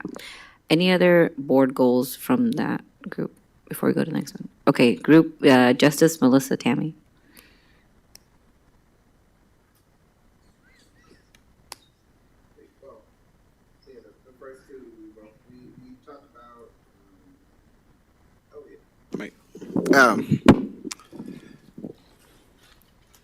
That the idea of revisiting the board self-evaluation plan, like some would be maybe something good to do. You know, maybe we can't. You know, not sure. I put down equity training as a board, like some kind of training, learning as a group, like us. Which I know there's rules and structure things that make it difficult, but I also saw it and as something that could be a part of our own cohesion and bringing on new members. So, or even someone needs, or at least take some steps to look into that. Like, how could we do it if we were going to do it? Like, what could it look like?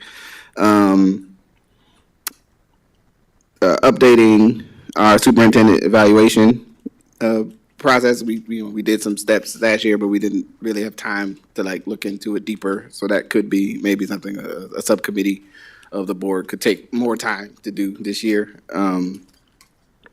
But also with the superintendent hiring, it may not be the right time to try to figure that out while we're trying to hire a new superintendent. But maybe it's can get us to the next year, but it wouldn't be a bad goal. Yeah, those were the ones that we talked about collectively. I had some justice personal brainstorming that I'll save for later. Let's move on then to Karen and Van. We thought that the A and B, so hiring superintendent and doing the budget piece are like the two main ones that we would focus on. And then because the legislative piece was so key this year, and we have good momentum, or last year, that we would continue that one as well. Okay. Go ahead. We also think that the legislative is important because we cannot work in silo, right? So we have to reach out, we have to learn from other districts, and we have to really advocate in Salem. So it's really important for the legislative piece as well. We also talk about evaluation, but we also say that how do we combine it, because we both, Sai and I are both new, but we also been very lucky to have support of our board members along the way. So how do we combine that evaluation? But I think that is the part that we had it last, but not like in any order, but we felt that the legislative is really important. Okay, so you want to recap? Your mic. Mike, do your mic. Mike, do your mic. Just take a quick look at this. So hire the superintendent, sustainable budget, board development, and under that would be onboarding and personal growth, professional development for you all. Assessment check-in, and not on the assessment, not only have a year-end assessment, but a mid-year check-in, so you can make those mid-course adjustments along the way. And then take a look at the committees that you all are involved in. And then the other two that came up, superintendent evaluation and legislative advocacy. I would say you probably don't want more than 4 goals. Just in terms of a suggestion, you can take it or leave it. And 1 and 2, everyone feels like those are a must, I'm thinking. Yep, that's good. What do you think about 3 and 5 and putting a hold on the superintendent evaluation until you get through the hiring process? Does that make sense? Just you brought this up, so I don't want to step on it, but just in terms of priority, what do you think? I think my only comment about that was that I was hopeful it could be included in the as we bring on a search firm and then we start finalizing a contract. My curiosity was, would part of the evaluation going forward be included in that contract such that we would need to think about it ahead of time? And so, Got it. yeah, that was, I think, why I included it right now. Yeah, that could be a thing. And they would know what they're getting into, right? What the expectations were. Okay. Can we tie that to number 1 and leave it a little loose until, yeah. Okay. So the 4 goals would be hire soup, sustainable budget, board development, and legislative advocacy. Does that make sense? So at a later board meeting during a work session, you'll have the opportunity to do some brainstorming around the actions that you take as a board to meet those goals so that you've got a clear roadmap moving forward. Any questions about any of this? All right, thank you. Okay, so we have to transition and you have other work to do, but we're glad that we were able to come in today and just help you arrive at a plan and a little roadmap for your next year. So thank you again for having us today, and we're gonna skedaddle.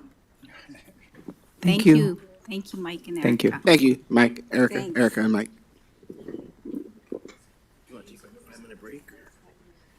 What does everybody? Huh? Committee meetings. Oh, committee assignments, yes. Let's do that and then we can take a break, yeah. Okay, let me bring that up. Tammy's on, which committee do you want?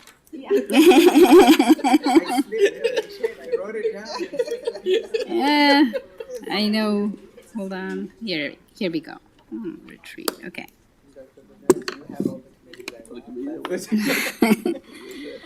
Okay. So for our board committee assignments, I would like to take a moment to thank all our board members who are currently serving on committees. Your commitment is especially appreciated as this work comes in addition to regular responsibilities to our board meetings. So here are our board appointments. Legislative Advocacy Committee, I would like to appoint Dr. Carpenter, Dr. Potter. Where is Dr. Carpenter? Oh, should I wait? Okay, and Director Raji. Should I wait for her? Or? Is she on any of the others? Yes. I can talk about the ones that, so the Bond Accountability Committee, I would like to appoint Dr. Perez on that one. For Audit Committee, Director Kassim, and I will serve on that one. So there are position on other bodies. There is position on, it's called Bright Futures Washington County Coalition, formerly known as Preschool for All. And I would like to, that was stopped during COVID and now it's restarting. I would like to appoint Dr. Perez on that one. And Dr. Carpenter, I will, Legislative Advocacy Committee, Dr. Carpenter, Dr. Potter, and Director Raji is on that one. And for the Curriculum Advisory Committee, Dr. Carpenter and Dr. Trong will be on that one. And Beaverton Education Foundation, I would like to appoint Dr. Potter and Dr. Trong in that one. So thank you again to all of you for your willingness to serve. Your participation on these committees is an important part of our work as a board. I encourage you to share your experiences from the committee meetings in our regular meeting when it is your time to report. And if you find that something is not working, please keep the superintendent and the board leadership informed. We are here to support you. Thank you. And we will take 5-minute break. Yeah, 5-minute break.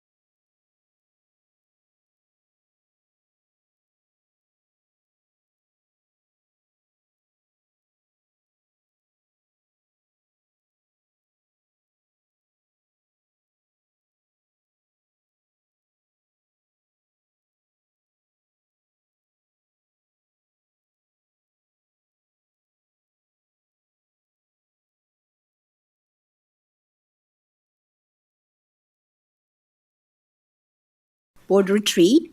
And next up, we have the long-range facility planning process presentation. So I'll hand it over to you guys. Yeah, good Thank you. afternoon. We have our consultants, Brick Architecture, here. If you remember correctly, a year ago at the board retreat, the team came and presented the framework and the outline for how last school year was going to run. Tonight, we're going to give an overview of where we were and where we're going and a summary of that. And so I'm going to turn it over to the team to take us through those steps. Thank you.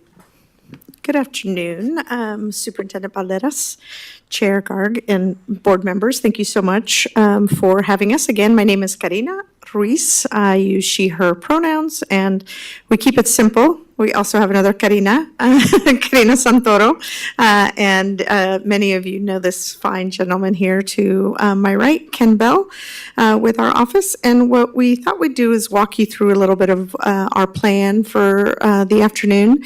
So we want to talk a little bit about the process that we've used to date. Also focus a little bit on what we heard in our listening and learning in your community. Talk about the work that the Long Range Facilities Planning Committee has done to date, and that work primarily so far being the development of North Stars and planning implications, and then ask you all to weigh in on those, right? How do those feel? Are there things that you think are missing in terms of, we'll talk a little bit about how we'll use those, and so why we're asking you to weigh in on those. And then also, as we talk about how we move this work forward, really look to you all to tell us if there are kind of levers that you want to be on limit, off limits, or any guardrails that you want to set for the process moving forward. And then we'll kind of walk you through what that process looks like moving forward. Any questions about the agenda? Okay. So I think, as you said, last year we came to you really just, you were our first listening and learning session, honestly, and I think it was exactly a year ago today. And really what we've been trying to do is create an approach that tries to balance the quantitative data that usually drives long-range facilities planning around enrollment, around capacity, and also bring in to bear some of the qualitative elements, people's experiences, anything that really should inform the values that we use to serve as the lens that we use to create scenarios and also to evaluate those scenarios. So that is what we did in terms of going out and listening to your community for months, starting really with this session and then in earnest with staff in September, and then all the way through to late April. We were in your communities asking questions in big forums and small forums, and Karina will tell you a little bit more about that, to really get to what are the values that you as a community want to serve as guiding principles or North Stars for our process, and then equally as importantly, what are the implications then to planning, right? Because oftentimes we get these sort of esoteric guiding principles or North Stars, and it becomes more difficult to then say, okay, but what is that? How does that manifest? What are the conditions of satisfaction to actually achieve that? And so that's what the planning implications are. And that was based pretty intentionally on what we heard in your community and qualitative data that we got in surveys that the district was doing kind of simultaneous to our process. So, as I said, we'll use those as the basis for development of any scenarios that will be reviewed, refined by this committee. And then, you know, in an effort to ensure that the community's voice is front and center here, really take those proposed scenarios before they get refined back out to your community, certainly before they come to you all for a recommendation to get input and kind of what are things that should continue to shape what those final recommendations come to you as a school board for the long-range plan. So ultimately, next February, we will be in front of you again with the long-range facility plan committee members to have them present their recommendation to you all for the long-range plan moving forward. Any questions about that? Can you clarify, when you say any scenarios, am I understanding that correctly? Those are like options in terms of what the district could do and what that would look like? That's what. Sure. Okay. Yeah, sorry, I should have been clearer about that. Yeah. So when we talk about scenarios, what we're talking about is any options that are created to create a long-range plan across the district. So and we haven't yet, part of the conversation we're going to have today are, what are those levers, right? How are you doing that? What does that look like? And all of those will be determined, rolled out to the community, and then refined by the Long Range Facilities Planning Committee to create a recommendation. And we don't know yet because we haven't gotten there, but we don't know yet if that committee is going to come to you with two recommendations, right? Choose between option this or option B. Or, you know what, we've reached consensus around this one option. We want you to move forward with this option, right? So I think that is still to come because we have not gotten to the creation of any options yet with that committee. Thank you. And maybe this was something you would cover later, just please delay it if so. Is it fair to assume that those scenarios or those options will also entail any impact or implication? Like, would they go deep enough for that? And again, maybe you don't know yet, that's fine. Deep enough for what? Like in terms of if we choose this option, here are the implications or impact at a deeper level that we would experience or we could foresee. And Yeah, I think so. I mean, the goal would be to come to you with, here and chime in, either of you, if you think I'm speaking out of turn. But the goal would be to develop a comprehensive recommendation that says, this is what we think you should do relative to your long-range plan, and potentially, as a next step, here are other considerations, right? You may need to consider potentially a boundary adjustment process, right? This isn't a group that's going to come to you with a recommendation for a new boundary because that isn't their purview. But they may say to you, as a result of this, think about this. As a result of this, you may want to revisit your educational specifications around sizes of schools. As a result of this, those kinds of things could come out of that. And so I think that's where as the recommendation gets developed, you'll see that level of detail. Is that the question? Yeah, the answer? no, that's good. Thank you. Mm-hmm. Dr. Perez?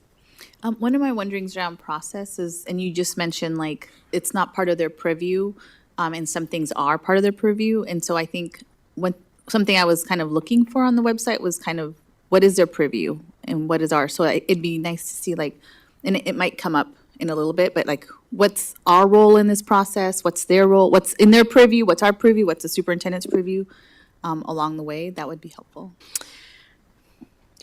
So I think we can bring that to you again. That's something we talked about last time around, but I recognize that it's been a while. And so what we've given this committee as a charge is that they are charged with reviewing all of this data, both the quantitative and the qualitative, and using that to develop a 10 to 20 year long range plan for the future of Beaverton schools, right? So what that looks like in terms of, again, what is the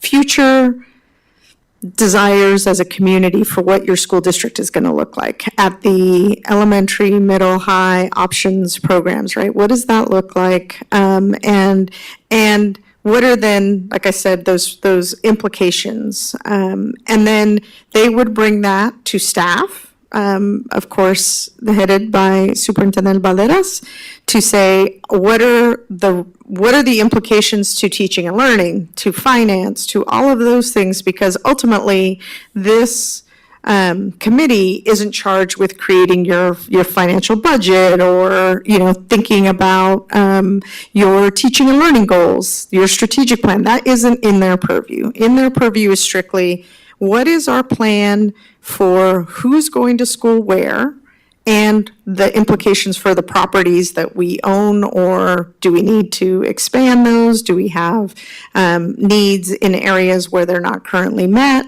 That's really their purview.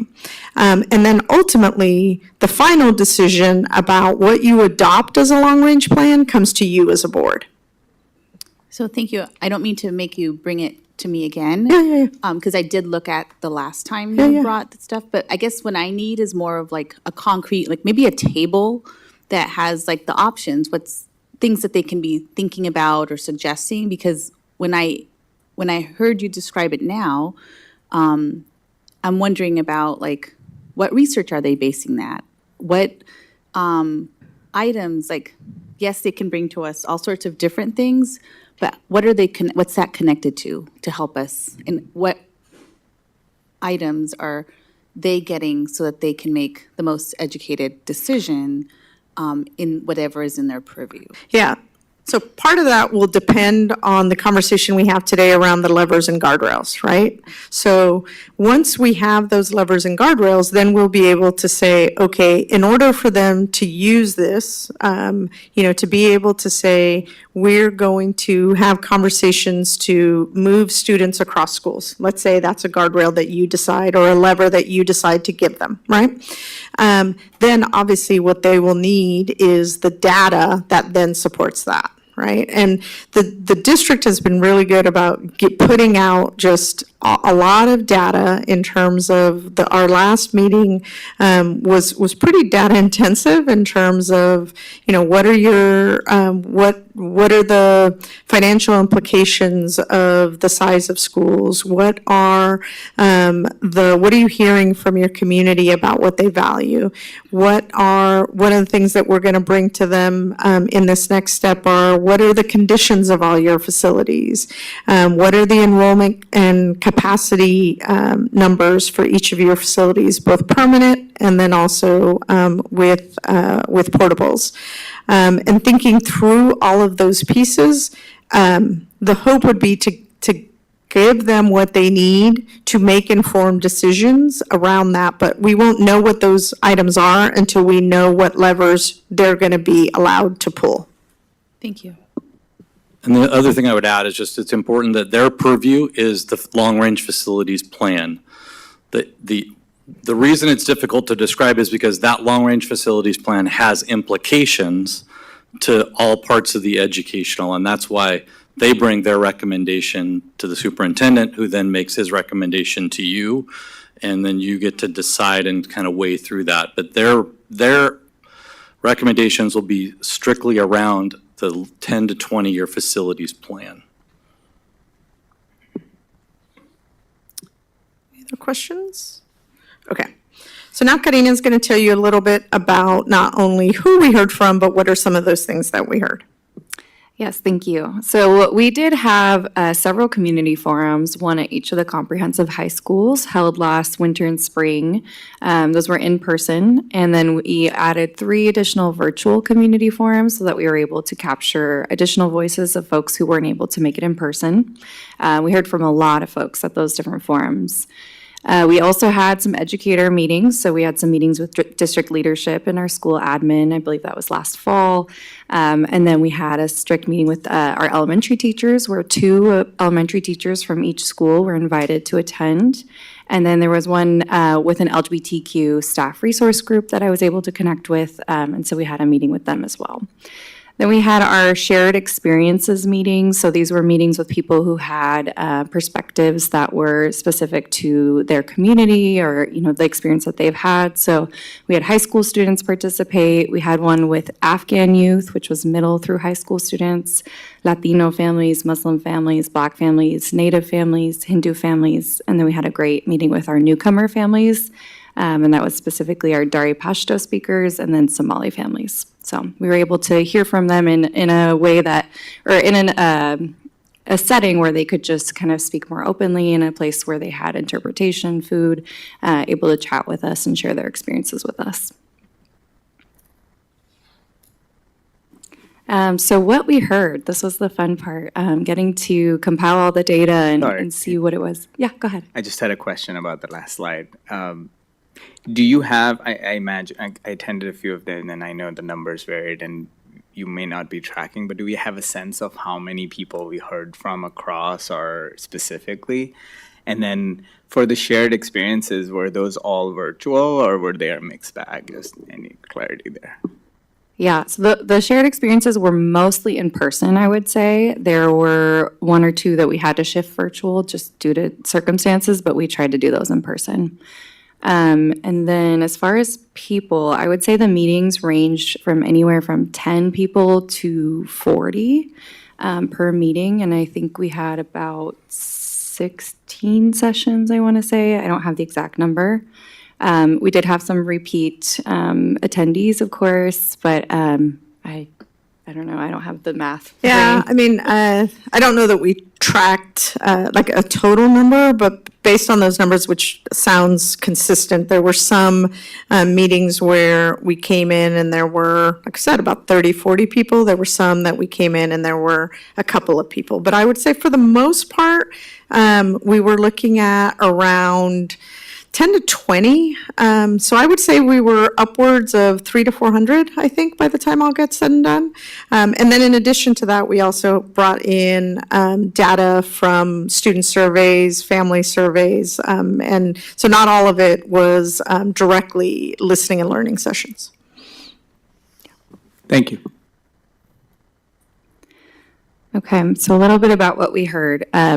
What we heard really fell into three main buckets. So we had equitable access, and this included things like your basic needs, you know, being able to access food, shelter.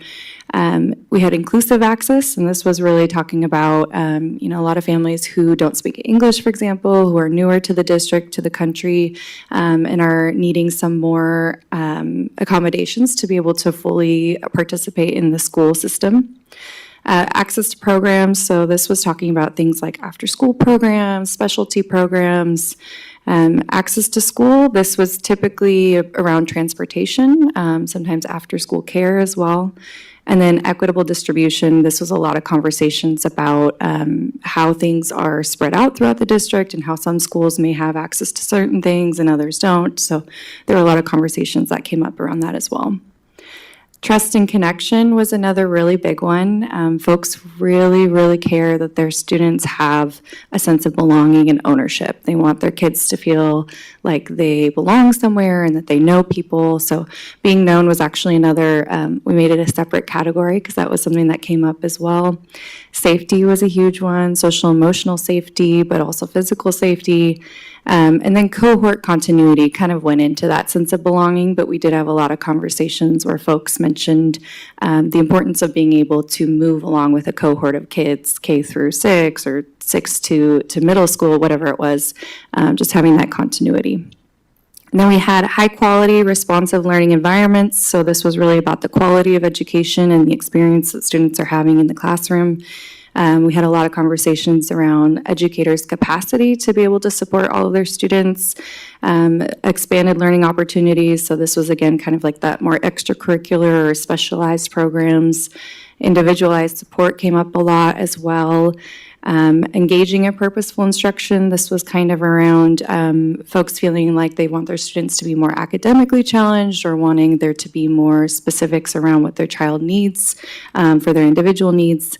And then agency was also important to a lot of parents, having the choice to choose what they wanted for their student. And then we just pulled a few quotes on here. These are also in our listening and learning report, which we can get out to anybody if they're interested. But here's just kind of a sampling of what we heard. So some parents talked about wanting the choice to be able to choose for a neighborhood school if it's easier and more convenient, and they think that it's important to have that choice. Another community member talked about safety in facilities. Physical safety was really important to them, and they wanted to ensure that we are modernizing the old schools and prioritizing that. a parent talking about the importance of their school counselor knowing their kids and knowing their names and feeling connected.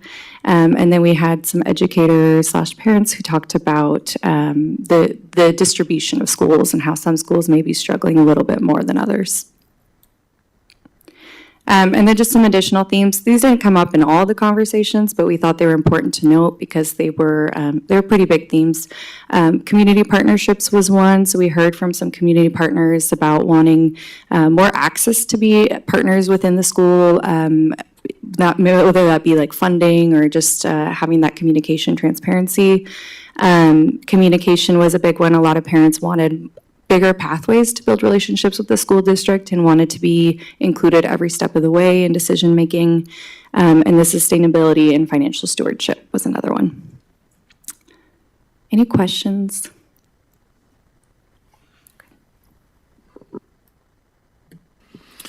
All right, in May, we seated the Long Range Planning Committee, and to do that, the district took the existing Long Range Planning Committee members from last year who wanted to maintain membership there, and then took applications to fill out the committee, ensuring that there was at least 2 representatives from each school board zone, because that had been last year, not all school board zones were represented in that committee, and so to make sure there was representation for all corners of the district and all zones, that was done. The big ideas that were just shared with you, but in a more in-depth conversation, were shared with the committee to kick things off at our first meeting in May. And then in June, we started to bring the top emerging themes to the committee that were coming out of the big ideas, as well as ideas from the committee that they felt were important, pieces of the strategic plan, and other things that the group, in order to try and start to draft our North Stars. And in our meeting about a month ago, the committee voted on their North Stars, and we found consensus for 4 North Stars that would guide the work. And just as a reminder, this is because the process that we're engaged in is a value-based process that we wanted to create a set of North Stars or key values that the committee could use to guide their work as they start to make difficult decisions and evaluate scenarios that will be difficult to look at, and to find something to use as that guiding force through those challenging decisions. And so the committee was able to come to consensus on those, and which was a real positive, and it allows us to continue moving forward on that work. We presented, then in August, presented key information to the committee around the district's financial picture, as well as teaching and learning, and we had associate superintendents for teaching and learning and finance come and present to the committee both data and their own thoughts around the direction and the impact that long-range plan will have on their 2 sort of sides of the coin. This was very informative for the committee and really allowed them to start to focus in on the things that were important and that fell within those North Stars. At that point, we presented the planning implications that are under each of those North Stars. So just as we talked about, developing a long-range plan will have some implications on other places in the organization. These North Stars, as you start to use those to guide decision-making, will have implications on different parts of the organization. And so we tried to call those out in the planning implications, that when you look at this North Star, these are the implications, these are the effects it will have on the organization in different ways. And then the committee voted with full consensus to move forward with those North Stars and planning implications. And so that is where we've gotten to so far. Our next meeting, which I'll talk about a little later in September, is when we'll start to look more at the data and start to look at potential scenarios. And that's why we need some of your input tonight to talk about those levers and guardrails that will help that group start to move forward in that way. Yeah, and before we move on to the next one, I think that the first item here in the meeting in August is directly in response to one of the points, the questions that you asked earlier around what is the data that the group has to make informed decisions, right? This idea around the financial picture of the district and teaching and learning, that came as a result of a request by the committee to say, we don't feel that we're ready to talk about what our North Stars are until we can be grounded in what is our current, where do we currently sit from a financial sort of stewardship and sustainability perspective, and also where we value teaching and learning and what the implications of those are for our physical environments or our school environments. So we've tried to, at the end of kind of every meeting, ask them, all right, if this is the work that we're going to carry forward, what data do you need or what information do you need to feel ready to have those discussions? So this is really hard for you to see. So I'm actually, I was just realizing that what I'm going to do is I'm going to go to these in greater detail. So I'll just kind of do these in general here. But as Ken said, we have 4 North Stars, or the committee has developed 4 North Stars that you see here kind of up in the yellow bordered areas. And then each of those have anywhere between 3 and 4 what we call planning implications. So I'm going to run through these and then come back and ask you around kind of how these align with your vision. But if the first one is, that your students are known, seen, and supported, right? So students are known, seen, and supported by caring educators who meet them where they are and guide them to their unique learning paths. The implications then for a long-range plan are that schools are structured such that educators have the ability and the resources to meet diverse academic, social, emotional, and cultural needs effectively. That schools provide flexible spaces to meet individual needs, ensuring students with disabilities and neurodiverse learners are fully included and supported. Schools are connected to parents, families, and the broader community in ways that foster strong relationships. And schools have the resources and programs to actively support students' holistic needs to ensure all students are ready to learn and thrive. So those are the implications under that North Star. And rather than kind of do all of these, what I think I want to do is think about this first one, right? So we'll get to the second question about, is there anything else we should consider? But wanting you to really think about, is there anything in here in terms of this value that you feel is misaligned or doesn't capture what you think this committee should use as as some of their lens by which they make decisions?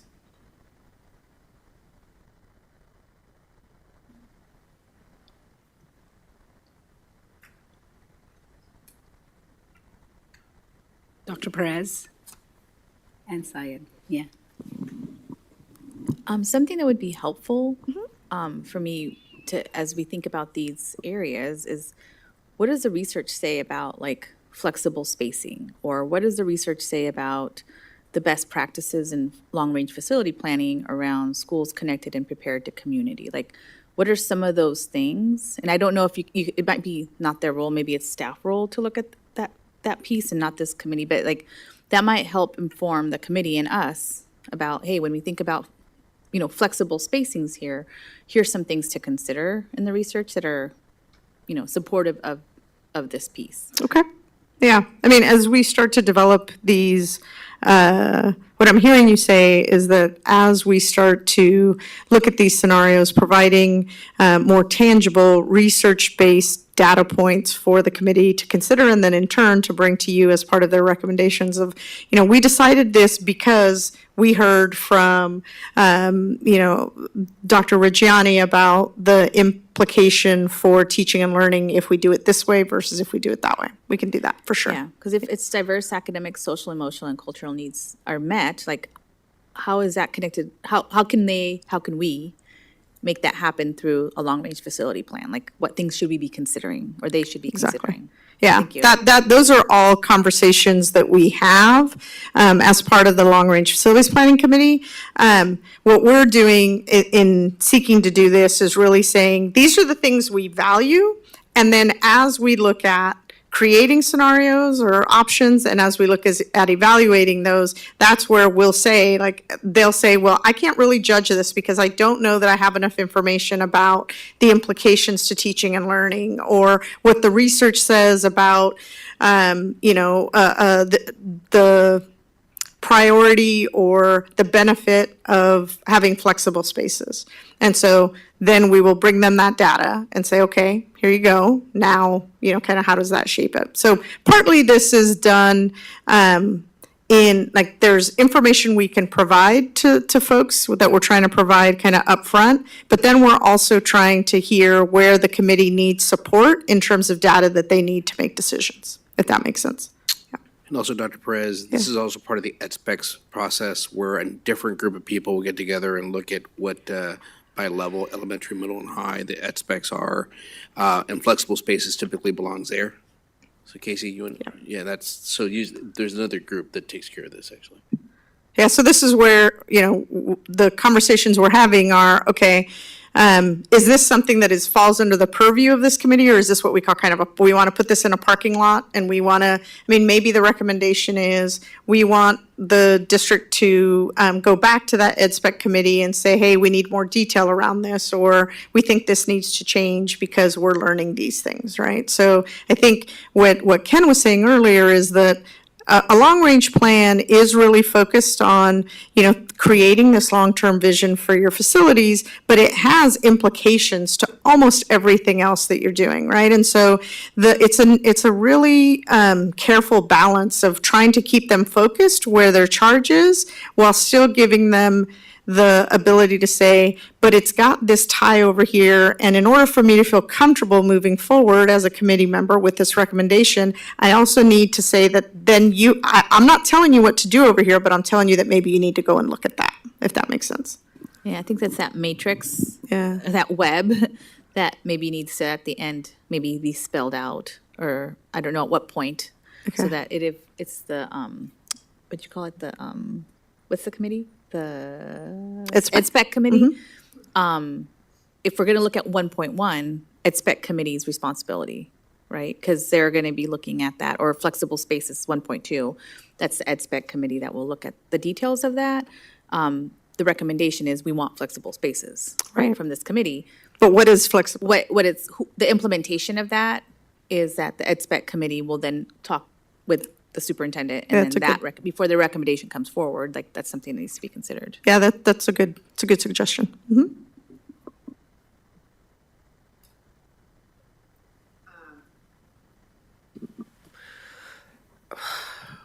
I guess my curiosity, and I don't know I can't remember now what the other North Stars were, and maybe this doesn't fit under here. My curiosity is, and I know you solicited input from our educators, but is there a bullet point here that says educators feel supported, feel like they have the tools they need, are connected to family, like all of these things also, but applied to the caring adults in our classrooms? Yes, I believe it's in 2 or 3. Okay, great. 4. Yeah, so Thank you'll you. see it coming up. I will look for it then, thank you. Okay. Thank you for this. And I'd echo a lot of what Dr. Perez was saying. I think that'll be helpful, just how it all intertwines. I think, and I know I keep bringing up questions about community. Personally, I think it's really important as much as what it is and how the how are we arriving at some of these, like including the North Star, setting this vision and all of that. And that's why I think just better understanding the community engagement is relevant. Could you speak a little bit to your process of arriving at this? Like, how collaborative or immersive was it? Were you sort of like just open and like, hey, let's spitball, like what are the things, here's what we have heard, and what do you agree with? Or was it more, here's what we have compiled, like provide feedback and refine? Just because, again, that level of like community input and engagement, I think it'll kind of empower us a little bit more to be able to say, here was the process and here's how we were thoughtful about like pulling people in or sourcing from the community. Yeah. So in terms of the North Star development, what we did is we came and we shared the key themes, right? with the committee. And then we came in and said, all right, so these key themes could fall under these categories, but that's just a starting point. So then we went in and there was an entire long-range committee planning meeting where we broke up into small groups, and each group basically took their pass as to what they thought. So, and we probably had 10 emerging themes that we started with, and had them develop kind of, do you want to pull pieces of these together? Do you want to create one of your own, which in some cases they did? So each of the groups then created their North Stars. So this was strictly the committee. And then we put them all up. They did a gallery walk, and then folks we did heat mapping, right? Like which kind of voting or which do you think are the highest priority that we should consider? And then in the following meeting, we brought that back to the committee and say, okay, this is what you told us are the things that you value, to then validate those. And then in that following meeting is where we said, all right, now these then become the planning implications. Those we did create a little bit more because those require a planning expertise to be able to say, how am I going to then actualize this? And then again, we went to the committee and we said, all right, is there anything missing? What does this look like? And then we used a thumb method for, can you support this? I need to talk about it more, or no, I can't move forward. And we're actually we were successful in our first round of getting everyone to consensus on that. Does that make sense? Does that answer your question? Yeah, no, that's helpful. Just really quick, I know you mentioned the thumbs, like, do you recall like what percentage the breakdown was? Was it a simple majority? Were more, because again, I think this is really where we're going to continue to hear from the people how they feel heard or not really, right? Like, and I understand like when you're organizing a big committee in a group, it's hard to kind of drive consensus. Yeah. Just trying to get a better understanding so that we are able to balance out that as we hear people saying like, hey, I don't feel heard, here's the authenticity in that process. So. Sure. Yeah, so in the thumb vote, which is I fully support this, I can support it, but I may still have some questions, and I can't move forward, I need to keep talking about it, was how we described each one of those. And every one of them had no one down, or 0 down, and they were everything from unanimous up to, I think our high was 4 of the 20 committee members sideways. So it was pretty, I mean, I would call that full consensus, so. Yeah, there wasn't a single North Star that we talked about where people felt like they needed to talk about it more and they couldn't move it forward. Okay, thank you. Mm-hmm.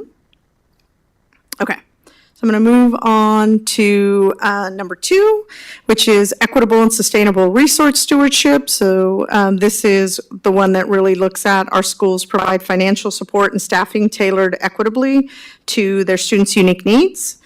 Number 1, school sizes and boundaries are designed to ensure balanced enrollment and equitable access to quality experiences for all students. Schools have enrollment to capacity ratios to ensure enrichment opportunities are available in an equitable manner without compromising core academic standards. And schools are structured to meet current needs while ensuring the district remains fiscally strong and sustainable for the future. Thoughts or questions about this one? Okay. Hassan. I feel like I'm asking too many questions, so forgive me if I am. Was it ever a piece of, like, I see school sizes and boundaries kind of in one, and I feel the implications are too large for it to be in a single bullet. I don't know if it was ever discussed to like, hey, do we need separate representation here? Because how they inform, again, some decision making and balancing could play out very differently. Yeah, I don't know that those two were ever called out as wanting to be separate. I think people viewed them as linked, right? Because obviously, as you potentially move boundaries around, you're impacting how many students go to which school, right? So I don't know that the group talked about those needing to be separate, but I think everyone recognized that they're inextricably linked to one another. Yeah, and the reason I'm asking is because you mentioned levers earlier, right? And this is really where we might have a different pull on some lever versus the other. And that would be my like recommendation. Sure. If we can go back and see like, hey, do we want to tie these together? Because if we are pulling the levers too far down here, does that also pull sure. the class school size? Okay. Yeah, that's a good point. Anyone else? Okay. So the third one is about culture and connection and belonging. So our schools are rooted in community and serve as places of connection, continuity, and care for students, families, and neighborhoods. Schools encourage natural, everyday connections between students, staff, and families to foster a strong sense of belonging. Long-term relationships are supported through smooth transitions and continuity between elementary, middle, and high schools. Specialized educational programs are thoughtfully placed to minimize disruption in transitions, and school environments reflect and celebrate the diversity of the community, fostering a sense of belonging for all. Questions or thoughts about this one? Does it feel in any way misaligned to the values of the district?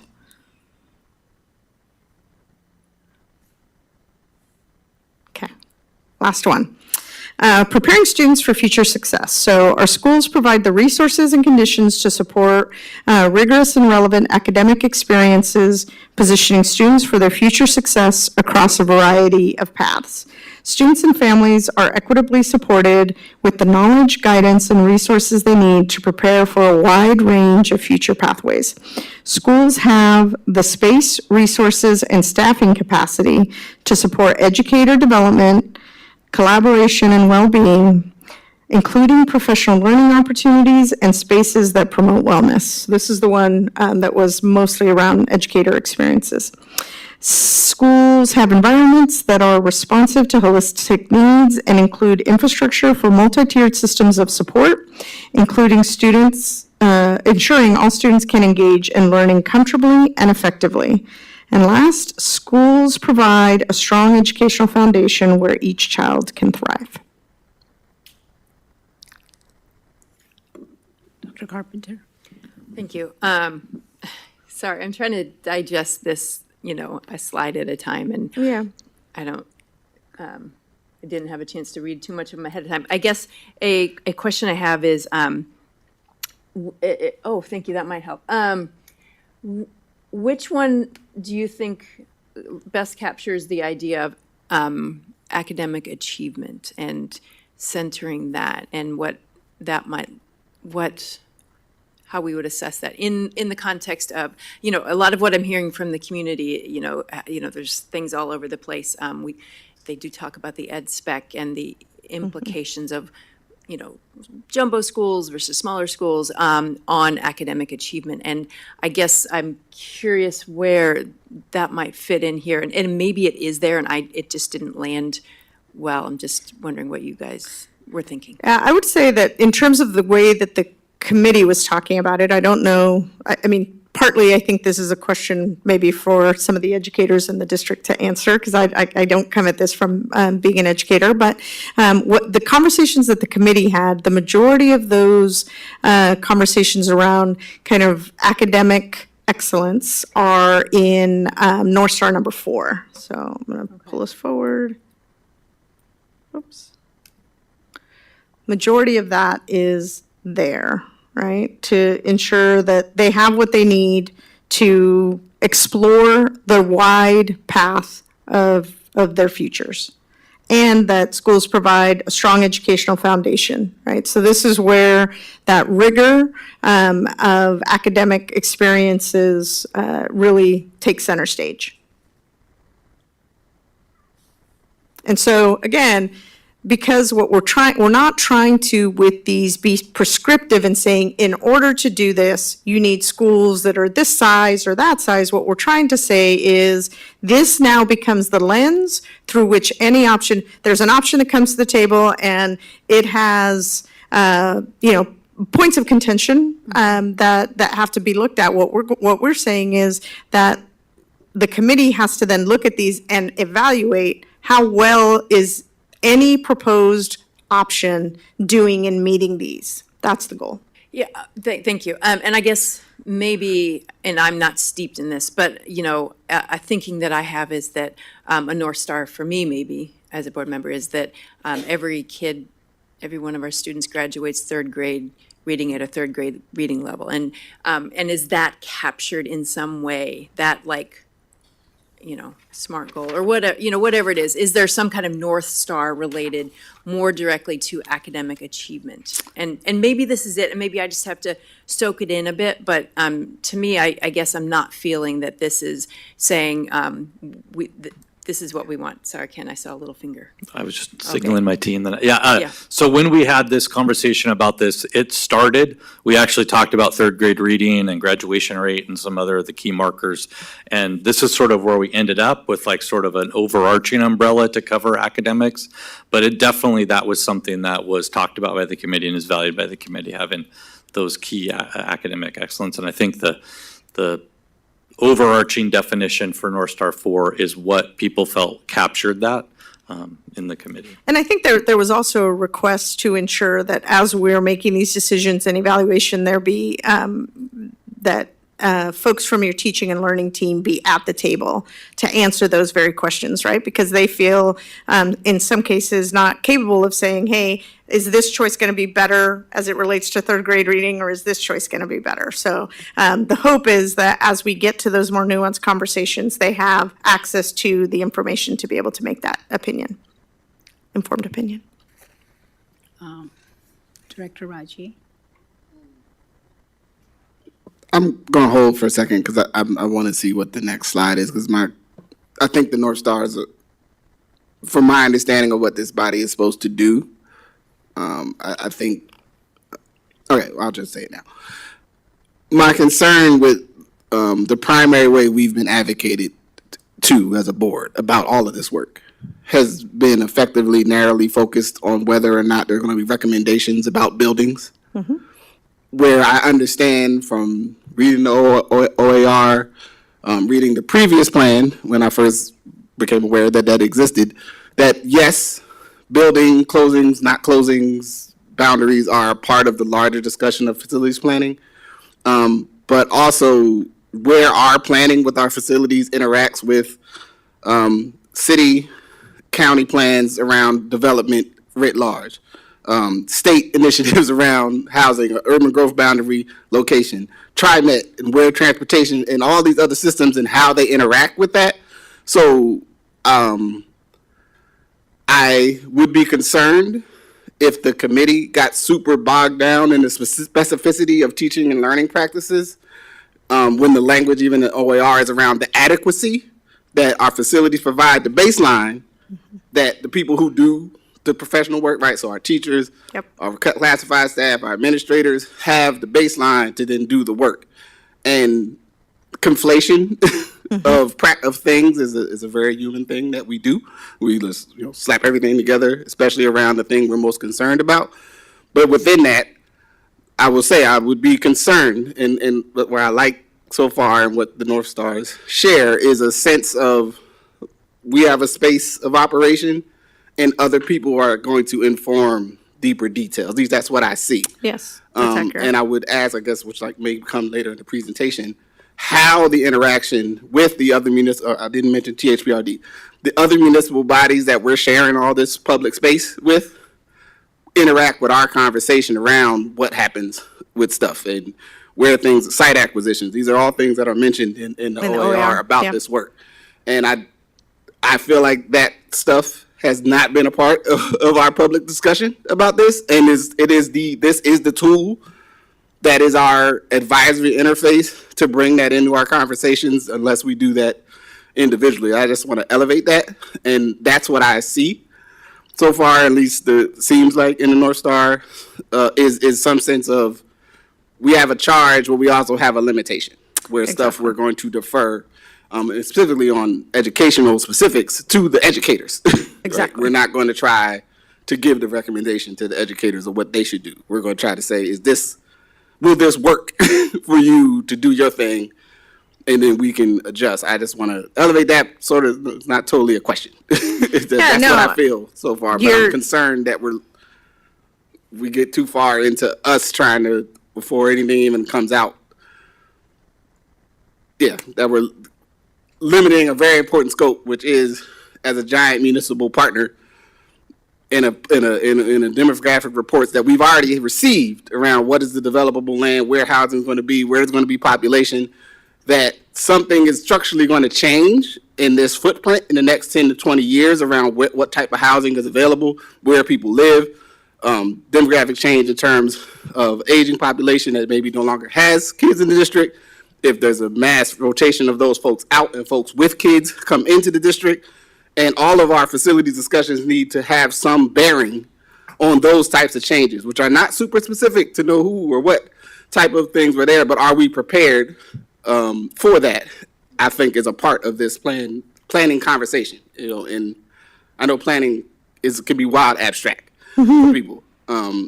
So I just that's my thoughts. Yeah, I mean, I think that's the, when I started this, I talked about that balance between quantitative and qualitative, right? Because the OIRs are very clear about the things you have to take into consideration as you create a long-range plan. And what we're trying to do is kind of bring all of those pieces together and feed that information to the committee to make sure that they have all of that information upon which to make their decisions, but also be very clear about where their lanes are, right? Like their lane is not to determine the quality of education in the district. That is not their lane. Their lane isn't to figure out where the boundaries should be. That's not their lane, right? So how do we ensure that they have enough information so that as you talk about wanting to meet these bigger goals, you can have confidence that the decisions that you're making strictly about your long-term facilities aren't going to be a hindrance to somebody else figuring that out? Like I said, the educators figuring that out or facilities folks figuring it out, but yet not get into the minutia of how do you do that because that isn't their purview, if that aligns with what you're saying.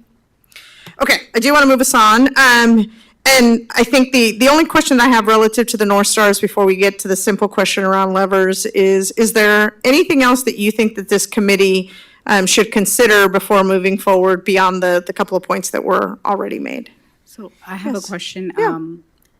The long-range facility plan is 10 to 20 years, right? And it kind of flows with what Justice was saying too, was things will change. Where does this plan, or where is the North Star going to be a clarifying factor for us when we have to make decisions? Because like, for instance, we built schools which were for 750 students, but the enrollment does not show that, right? So we have to make adjustments. How does your plan or your North Stars going to help us or the future board in making decisions that will, because things will change? And where is the flexibility in? Yeah, I mean, the hope would be that through I'm going to say more the planning implications than the North Stars, you have the map by which you can then continue to do that analysis into the future, right? So if conditions change a year from now, 2 years from now, 5 years from now, 10 years from now, you can go back and say, okay, how well are we meeting these today with our plan, right? And again, the size of school isn't dictated currently by a long-range plan. That's dictated by your educational specifications, right? So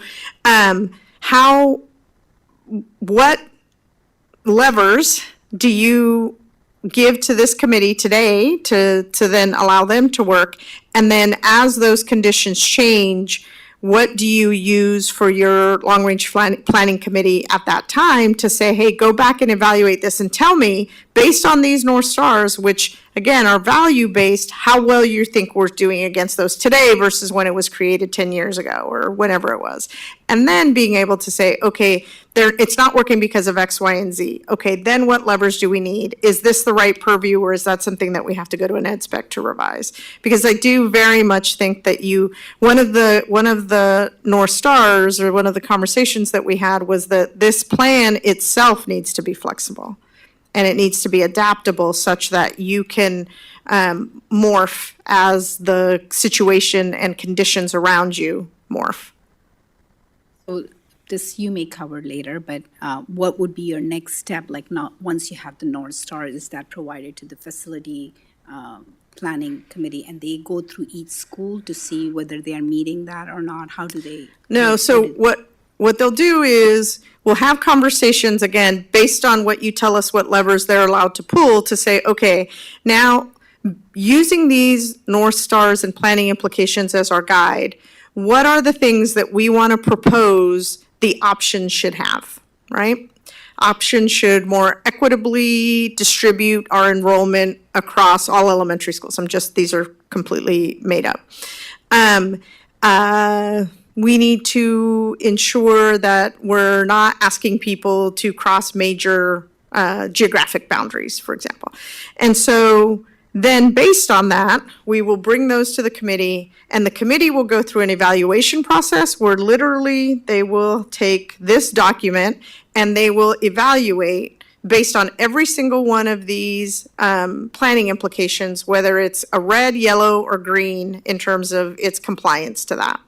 And using that, they'll be able to analyze which scenario or which option is most closely aligned with the values that they said they wanted to use to make decisions.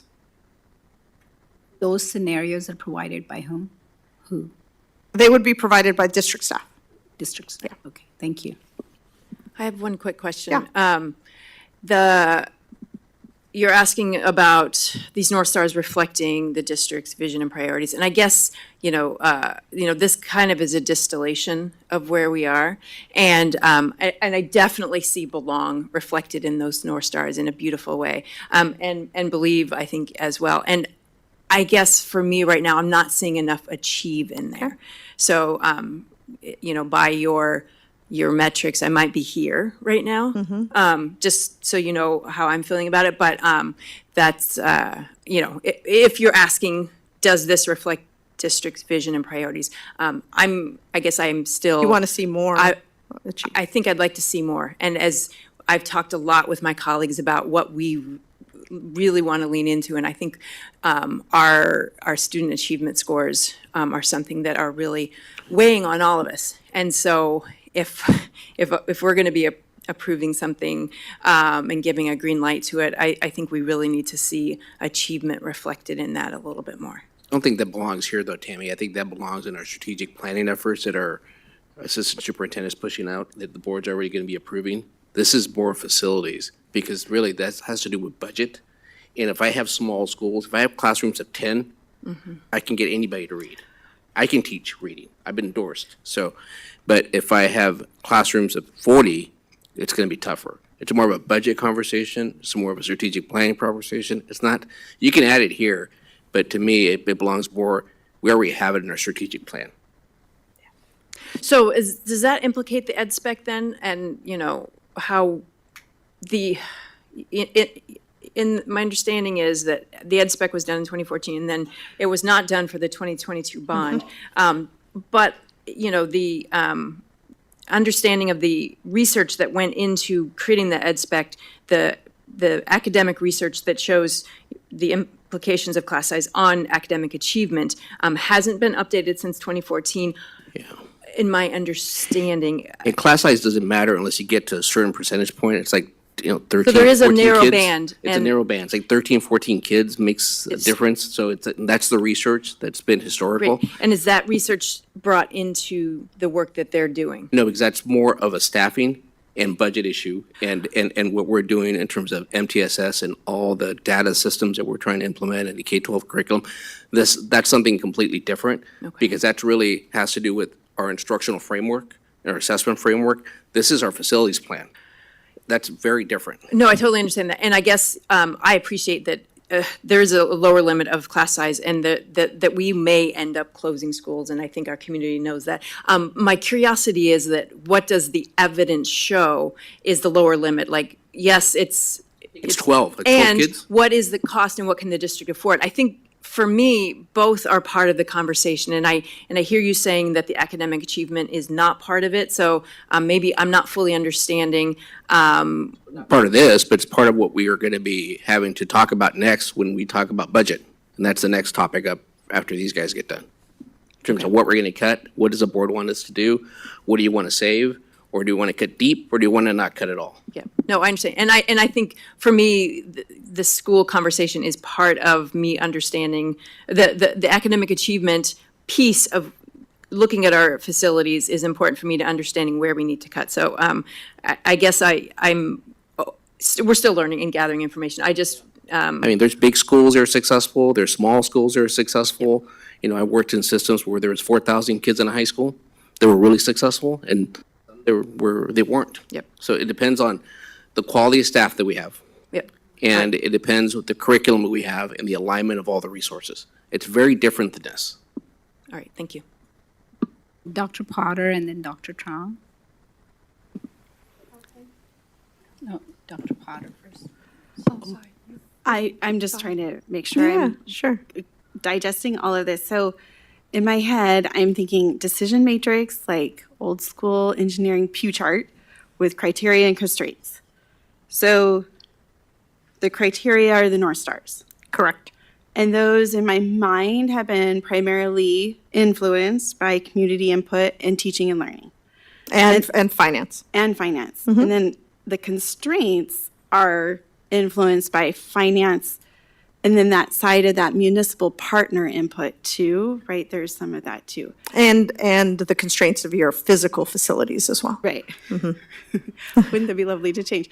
Okay, so the idea is that you're trying to design the matrix so that you can put things into the matrix, and it will, if you put in a preposterous idea, the idea is that this decision matrix will turn bright red.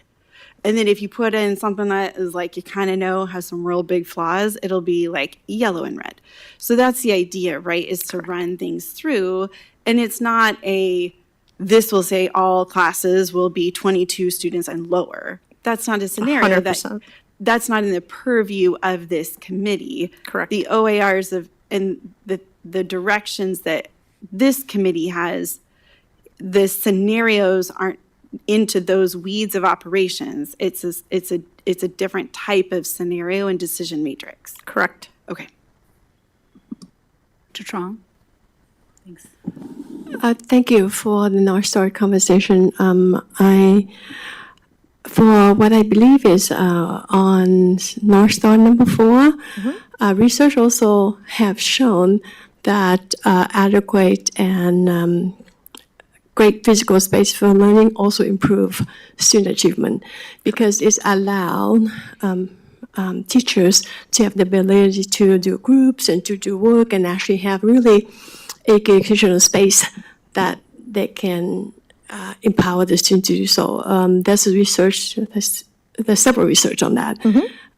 So I think what Dr. Carpenter was saying, how do we see student achievement in this? I do see student achievements in these great space. When students' classroom have more lightings and there's more space, there's more brain space, and there's all different places for the student to be able to, and the teacher to be able to teach, then I think it will also help with the student achievement. I read an article today on the Oregonian about Beaverton teacher who talk about classroom spaces, how she has to make spaces for low sitting and high sitting and different kind of things so that adjust to the student learning needs. So I do believe that I see great potentials in the North Star number 4 for student achievement. Thank you. Okay, any other questions? Director Carson. Sorry, I just That's had okay. one clarifying on this. Was future deliberate, like putting future success as Yes. opposed to just success? I mean, can you elaborate, like what the? I think this is one that actually came, this is the one that is most closely aligned with a strategic plan goal that you have. And so they pulled that one forward, and that was the language that was in there, and people talked about how they wanted this to be kind of a launch point for students and families, to whatever path the student chose. So I think it was trying to think about it in a future state. I don't think it was intentional of saying intentionally, we don't care about where they are today, right? But we want to propel them forward, I think is where that idea came from. Okay, thank you.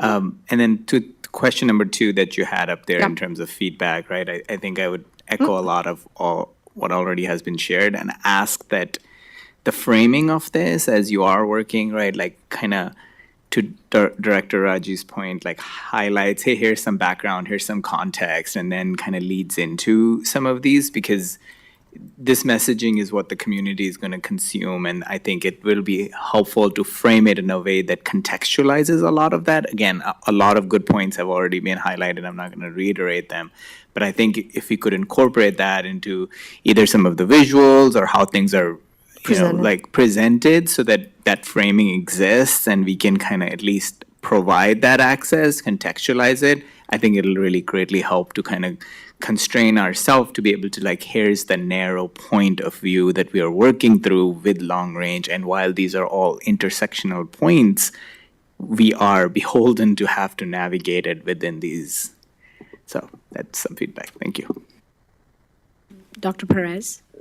I think I saw you click to the next slide, and my thing is about the next part. Okay. I'm like ready for leverages, Okay. levers and whatever. Yes. Guardrail. So final thought before we get into next steps is really just talking about what are the levers that you believe the committee can pull when creating these scenarios? And are there any guardrails that you want to say to a committee, this is a constraint for your work? So this is more than anything just us wanting to come to you as we develop the process by which these options will be presented to the committee, are where do you all land in terms of what you want this committee to be able to pull?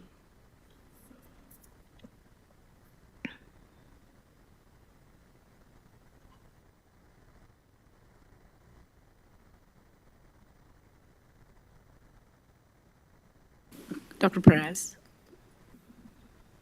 Something I've been thinking a lot about, and I remember as a board, we've talked about this for like a while, when we first were looking at our schools was, and it kind of goes back to what Tammy was, Dr. Carpenter was talking about, was if we could prioritize underserved student groups who are not showing success in our district as we make these decisions. I think that was something that speaks to those 4 goals. And some of the guardrails that I was thinking about, that when we were looking at boundaries in our district and how we were moving kids around, past boards or past groups, I would love for us to avoid busing students past multiple schools to concentrate poverty or create Title I eligibility somewhere else. Okay. So that's just something I've been thinking about. Another one is I don't know if that's a lever or guardrail, Yeah, that's but good. Considering funding models for small schools that do not disproportionately pull resources from all the other schools in order to maintain a certain size of a school, which is something that we've talked about when we look at our SAM model, and we've looked at, so I'll just start with those 2 for now. And then, those 3 that I mentioned. Those are great. Thank you. Anyone else? I have a quick question that might generate a guardrail. So Dr. Perez's comments made me think of it. So currently the district has, say, X number of title schools. Is it a guardrail to maintain title status, or is it preferred to do what makes sense for the committee and follow the North Stars regardless of what that does to title status? Can I just continue on my thing? Because that kind of speaks to what you mentioned. My concern is that we're busing students. We do not need, and this is my thinking of as we were looking at some of our schools that are being named as title, because we're moving students who would make them qualify as title past multiple schools to get to a school, and now it's considered title. So as we're looking at, and I don't know if the levers would be to then look at the ratio of around race, poverty, language, at those at schools. And Just in this is general. probably way more complex than I'm making it right now, so I don't want to like also be like, because Karen thinks this and it messes up our whole title system, because I know it, people that know about title schools should be thinking about this. I just, when we were looking at the boundaries, we were creating these boundaries, not we, but they were at some point created, busing kids to create title. So I just want us to consider, I don't know, I'm going back to the same thing.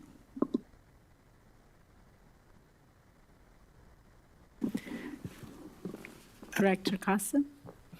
Yeah, I'd echo some of what Dr. Perez already highlighted in terms of, just being mindful of those scenarios.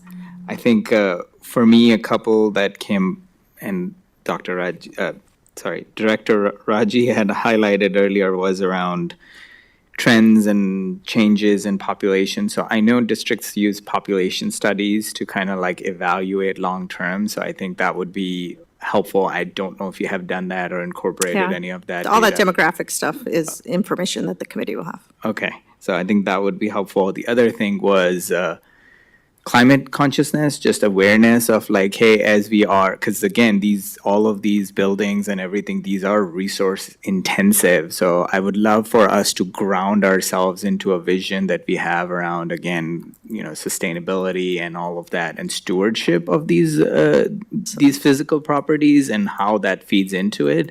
And I would love to kind of anchor that in from a community lens of like, hey, we are all here to safeguard our community and do what's best, and this is a vision that informs that approach as well. And frankly, personally, I think if you talk to the younger kids, they are the most invested in it, and I think we have the opportunity to center their voices in helping shape like what is that, again, climate informed vision for it too.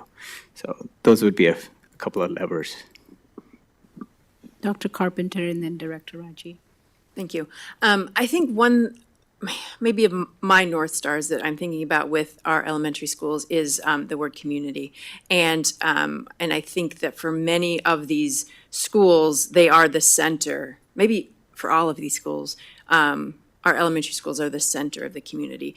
And if they're not, I would love for us, and maybe this is a lever, to think about how we can make that happen. What changes can happen, and we've talked about the idea of a community school, and that involves a lot more than just the 8 to 3 classroom time for our students. And so if we can expand our idea of these elementary schools and think of them as community schools and the center of the community, and what other programming could potentially be brought in and that can help sustain some of these smaller schools. Again, I think a lot of us are probably of the mind that we're going to have to seriously look at, are all of these schools viable?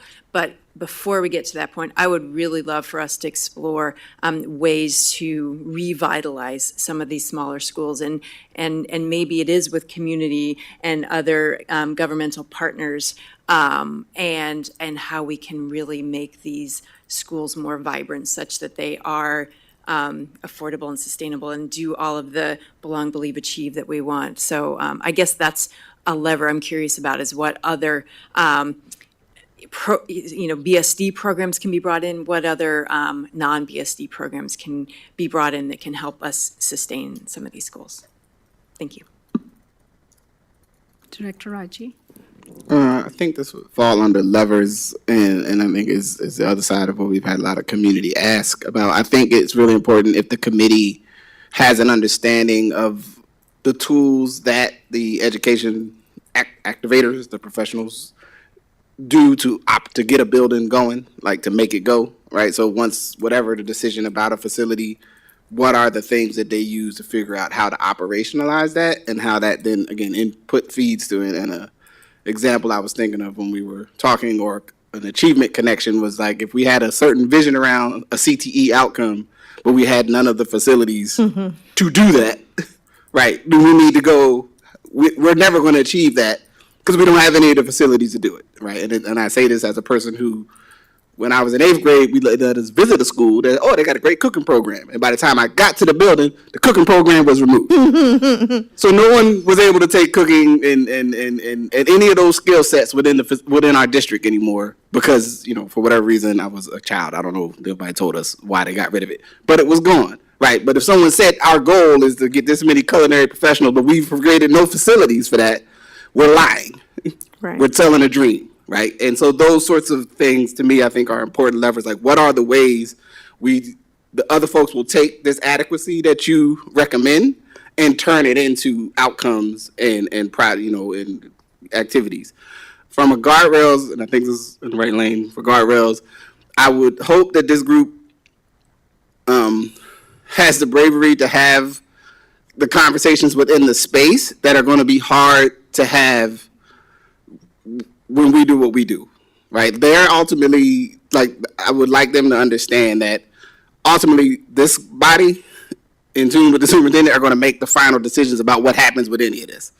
So if they don't have the space, and I don't want to butcher the Toni Morrison quote, but to dream a little bit in the space and talk about some of the rigorous, challenging, like, some people won't like that, some people will love this, right? But if they can't even have that discussion, we can't get to the hard to see ideas about the future.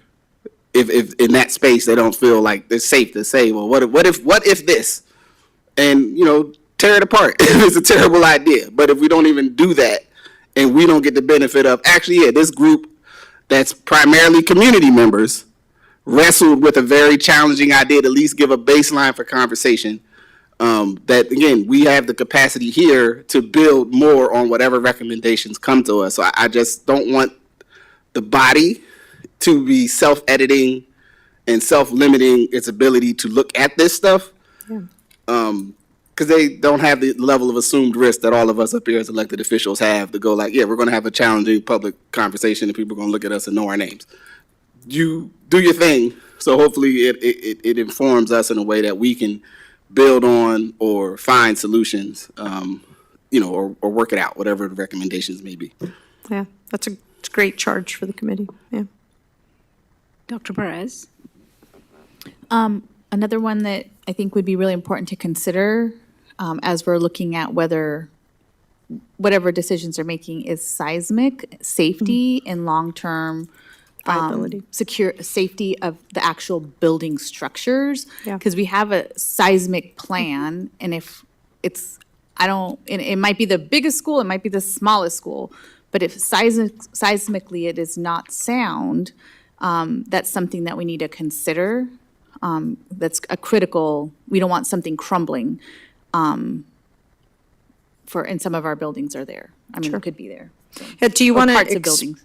expand that guardrail to, seismic being a component of facilities condition, right? But do you want to expand it to include kind of the facility condition index score of every school should be a consideration for the plan, or do you want to limit it to seismic?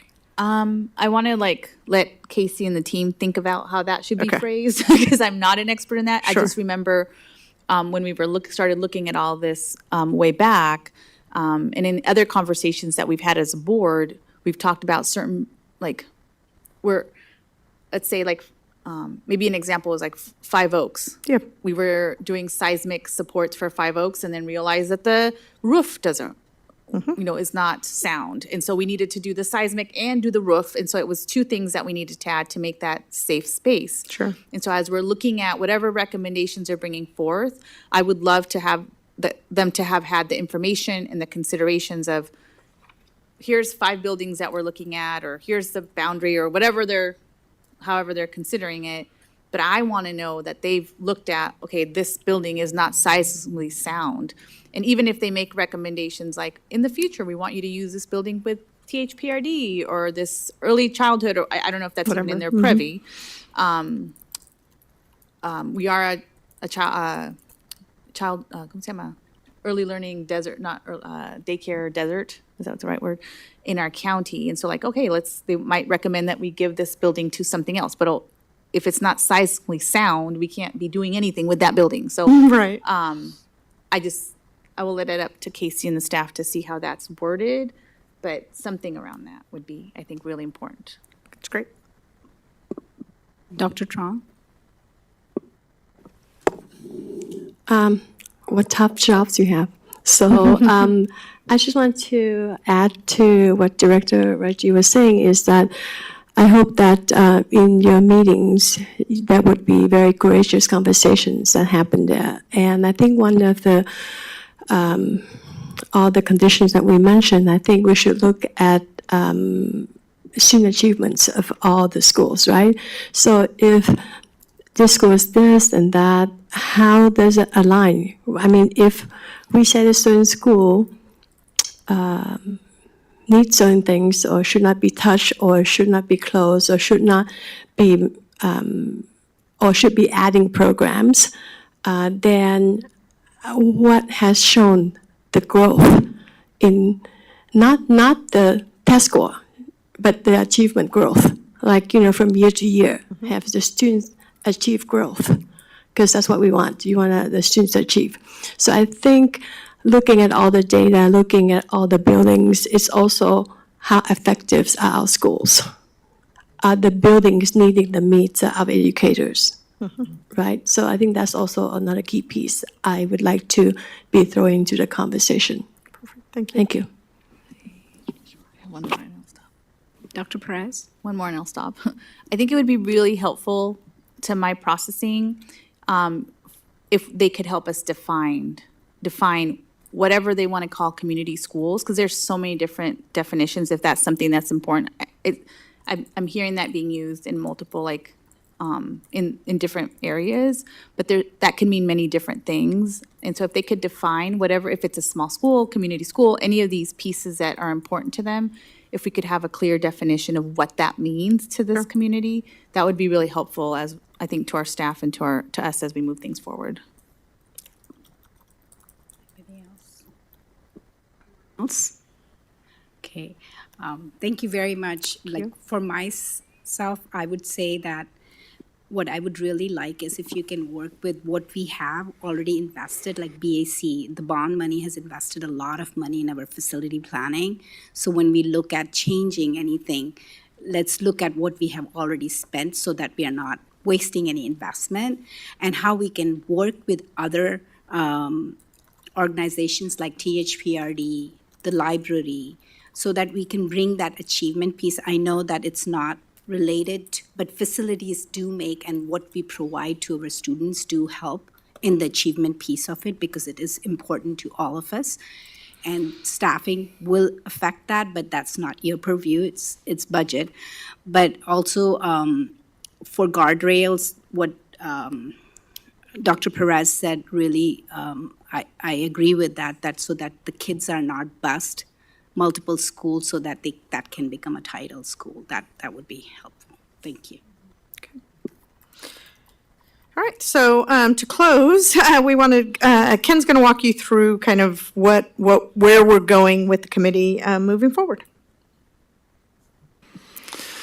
Thank you. So we have 3 upcoming meetings scheduled to begin doing the work now that we have the North Stars, to start to look at the data, the projections, the demographic information, the facility condition assessments, et cetera, and start to delve into those and create some potential scenarios that we'll look at and start to consider. As we start to fine tune through those 3 sessions, the plan is that in November and December, we will take the scenarios that have come out of the committee and take them to the community. And the plan is to have, again, a pretty robust listen and learning program, similar to what we did in the beginning of the process, to hear community feedback on that and gather that information. Then the committee will have December and January to digest that information, fine-tune the scenarios, and by the end of January, they'll need to make a recommendation to the superintendent, who then will have a chance with staff to make a recommendation to you as a board on your next steps. And that is critical because of timing for staffing and all sorts of things.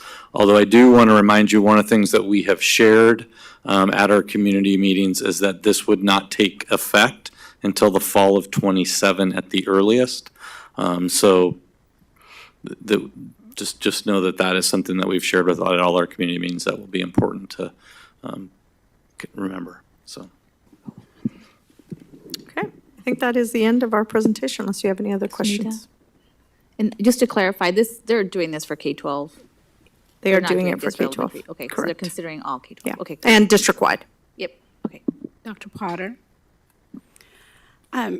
Thank you for sharing all the information. And if you could give our gratitude also to the committee, I think the folks who were willing to step into this space are brave in of itself because it's a hot topic. And I think we had so many questions, and I think it's a reflection of us seeing the importance of our school facilities, our community seeing the importance. So the heated conversations, I think, are just really a reflection of how important we see our schools and our community. And I know you're at the center of it, and this committee really is at the center of it too. And it also gives us a chance to push the envelope, think outside the box.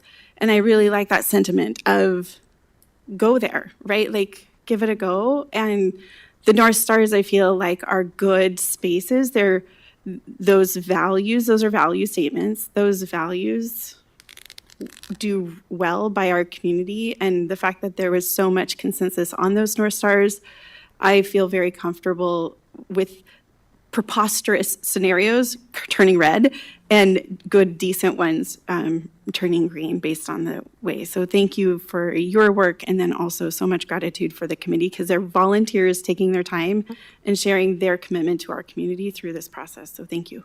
Thank you. Director Qasim? Thank you. I'd echo a lot of what Dr. Potter said. Thank you so much for this comprehensive report and overview of things, and thank you also to the committee for the work that they're doing. I'll also echo what Director Raji said about having imagination, especially when exploring scenarios. I think we need bold vision, and we need to be able to think boldly, again, given both the budget climate, actual climate, et cetera, all of those factors. So I appreciate that. I would ask as a follow-up, like I know you mentioned the community engagement report. If that can be shared, it'll be helpful. I think if we can get a sense of what the plan is for the community engagement with scenario input, that'll be helpful. And especially like, hey, here's what we did in the first round, here's what the output was and what we learned, and here's what we're planning to do. And maybe if it is the same, but if we can be more intentional and mindful about that, especially empowering us so that we are better equipped to say, here's what to expect, here's what it's going to look like. We want input, we want true community engagement with this process, and this is what we're doing. That'll really help us, move forward. Sure. Thank you. Thank you for all your work. I think we have gone over time with you Yes, guys. ma'am. Thank you so much. Yeah. Thank you.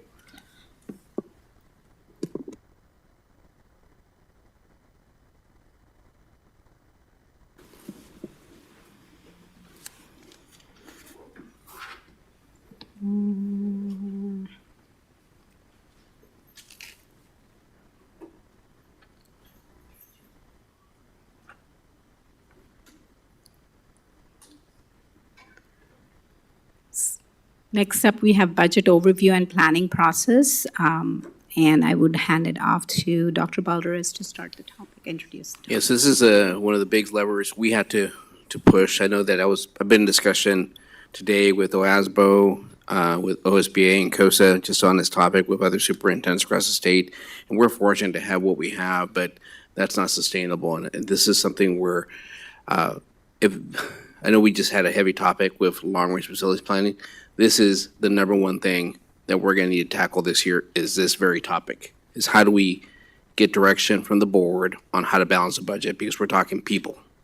We're talking people here. And that's something that's a heavy topic, and this is the number one priority for me this year, is get clear direction from you so we can proceed and provide you with a recommendation here in the late winter in terms of what this could look like. So turn it over to Mike Schofield. Thank you. Thank you for your time this afternoon. As Dr. Balderas mentioned, lots of heavy topics today, and nice to see that financial sustainability is talked about around a goal. So hopefully we can help you get there during the year, this school year. So what we have for you today is just kind of some background in terms of where we're at where we've been. We're going to try to paint a picture of what's gone on with our budget over the last number of years and kind of where we think we're headed. So we're going to talk about components of the budget, both fund sources and uses. We're going to talk about where the money comes from, how we spend it. We're going to do how we compare. We're going to talk about enrollment. All of these things. This looks a lot like Budget 101 that we do in the springtime, but just kind of updated with a little more history and some other information as well. We're going to talk about the student investment account, the high school success, while not part of the general fund, certainly becoming a more and more significant piece of a grant that we use in our school district. High school success, quite a few years old. Student investment account, not so old, so recent funding for us in school districts in Oregon. But we'll talk about what we're seeing in those numbers. We'll talk about the general fund for sure. We'll go over the numbers. We'll talk about some previous budget adjustments we've made over the last several years. So that kind of, again, helps paint the picture of where we've been the last few years. We'll also touch on our staffing allocation methodology. We'll do a little bit of an overview of that, where it came from, when it was designed, how it came about.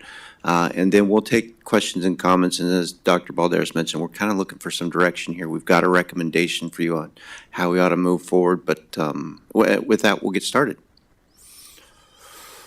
So components of the budget, again, this darker blue number of $786.9 million, that is our general fund. That is by far the biggest piece of the budget pie that we have in this school district.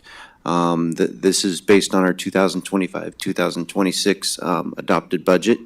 You see the purple is our capital projects fund, our next largest source of funding. That will decline over time as we spend down and build out the projects that we have planned in the bond. And then as you contemplate another capital construction bond in the future, it may go up again and become a fairly significant part. But that kind of ebbs and flows as we go. You see the rest of the sources, components of the budget there as well.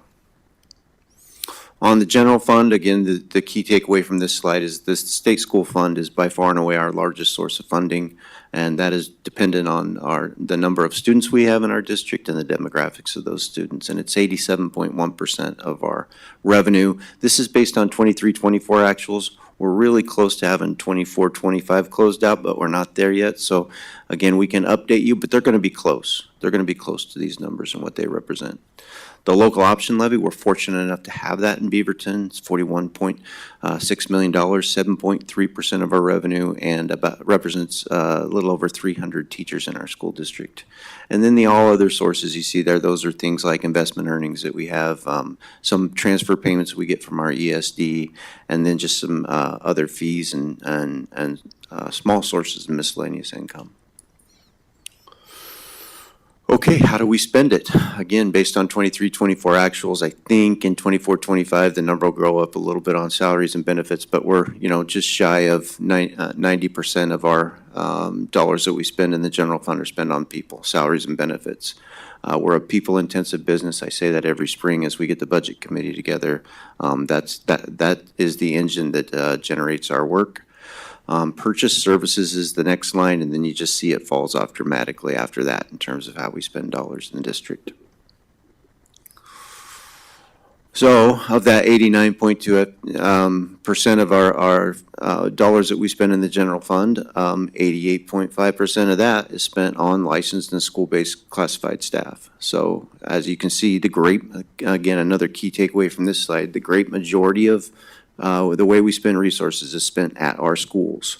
If you add to that the school-based administrators at 2.7%, we're over 90%. So when we talk about our staffing allocation methodology and why we pay careful attention to that, that is really where our resources go. So when you think about 90% being spent on staff and benefits in this district, and then another 92, and then of that 92% of that going into schools directly, you can see where the rest of it plays out. Smaller dollars in terms of classified managers, support services in the classified, and again, key takeaway here is those folks are also supporting, right? They may be located in a district office, but we have staff that are supporting our schools regardless. How we compare, these are the same comparators we use during budget. We have our two large neighbors, Portland Public and Salem Kaiser. So when we think about size, we're just a little smaller than both of those. We also have neighbors that are geographically located near us, Hillsborough School District and Tigard-Tualatin, that we've included in the comparators. In terms of ending fund balance, this is where Beaverton shines. We have a large reserve that the district has built up over time. And when we compare that to our neighbors in Portland, Salem, Hillsborough, and Tigard-Tualatin, we have significant reserves by comparison. And again, that was from that 2024 year based on reductions that most of those districts made in 25-26. They probably had fewer reserves, which caused them to have reductions for the 25-26 school year. In terms of expenditures, what of the percent of operating spend on students, how do we compare to our neighbors? Again, Beaverton, we're there in the red. You see we spend 61% of our resources, or 61% of our spend is in instruction, 37% on support, and another 2% on other. That 2% has to deal with transfers we make out to other funds for things like insurance reserve and those kinds of things. Outside of Portland, we look very much like the rest of our neighbors. So you look at Salem Kaiser, you look at Hillsborough, Tigard-Tualatin, we're all within 1% or so of each other in terms of how we spend our dollars, at least according to the state chart of accounts. Budget reductions. So in 25-26, Portland Public Schools cut about $41 million. Salem Kaiser did not have a budget reduction. They had made reductions the year before and told their community that they wouldn't make reductions in the 25-26 year. Hillsborough School District cut about $20 million. In terms of size, they're about half our size. Tigard-Tualatin School District cut $11 million. Again, probably about a third of our size. So in terms of comparison, that's what our neighbors did as they built their 2025-26 budget. And we'll go over what we did as well, just to refresh your memory. How did those reductions play out in neighboring districts? We took a shot at this. It's not super intuitive based on what districts did and what we call things, right? So what we might call something might not be exactly like what another school district calls it, but we kind of laid out what that looked like. So if we look at Portland, they're $41 million. 143 FTE were reduced in their 25-26 budget. Classified staffing that was called out was 28 FTE. Administrative staffing, 22. And then we had this other combined staffing where they reduced staff but didn't really delineate exactly what that was, so we just kind of lumped it. But this is just to give you a picture of the kinds of reductions that our neighbors have went through as they built their 2025-26 budget. District enrollment, again, you've heard from Long-Term Facility Planning Group just before this. What are we dealing with? We're dealing with declining enrollment. We've been on the decline since about 2019. That decline has continued. In fact, in this school year, what we're dealing with right now is we're a little under what our projection was for this school year. So we're watching it very carefully. But again, enrollment decline is something that we've not only been living with, but we should expect to live with based on all the data we've seen and heard of much smaller kindergarten class sizes coming in than the large 12th grade classes that are leaving. Okay, district enrollment and staffing. This is the complicated one that I shared and I'll spend some time on this one so you can see it a little bit. All those bars represent years. And if you look at the bottom bar, the darker green bar, that is our teaching staff that we have in schools.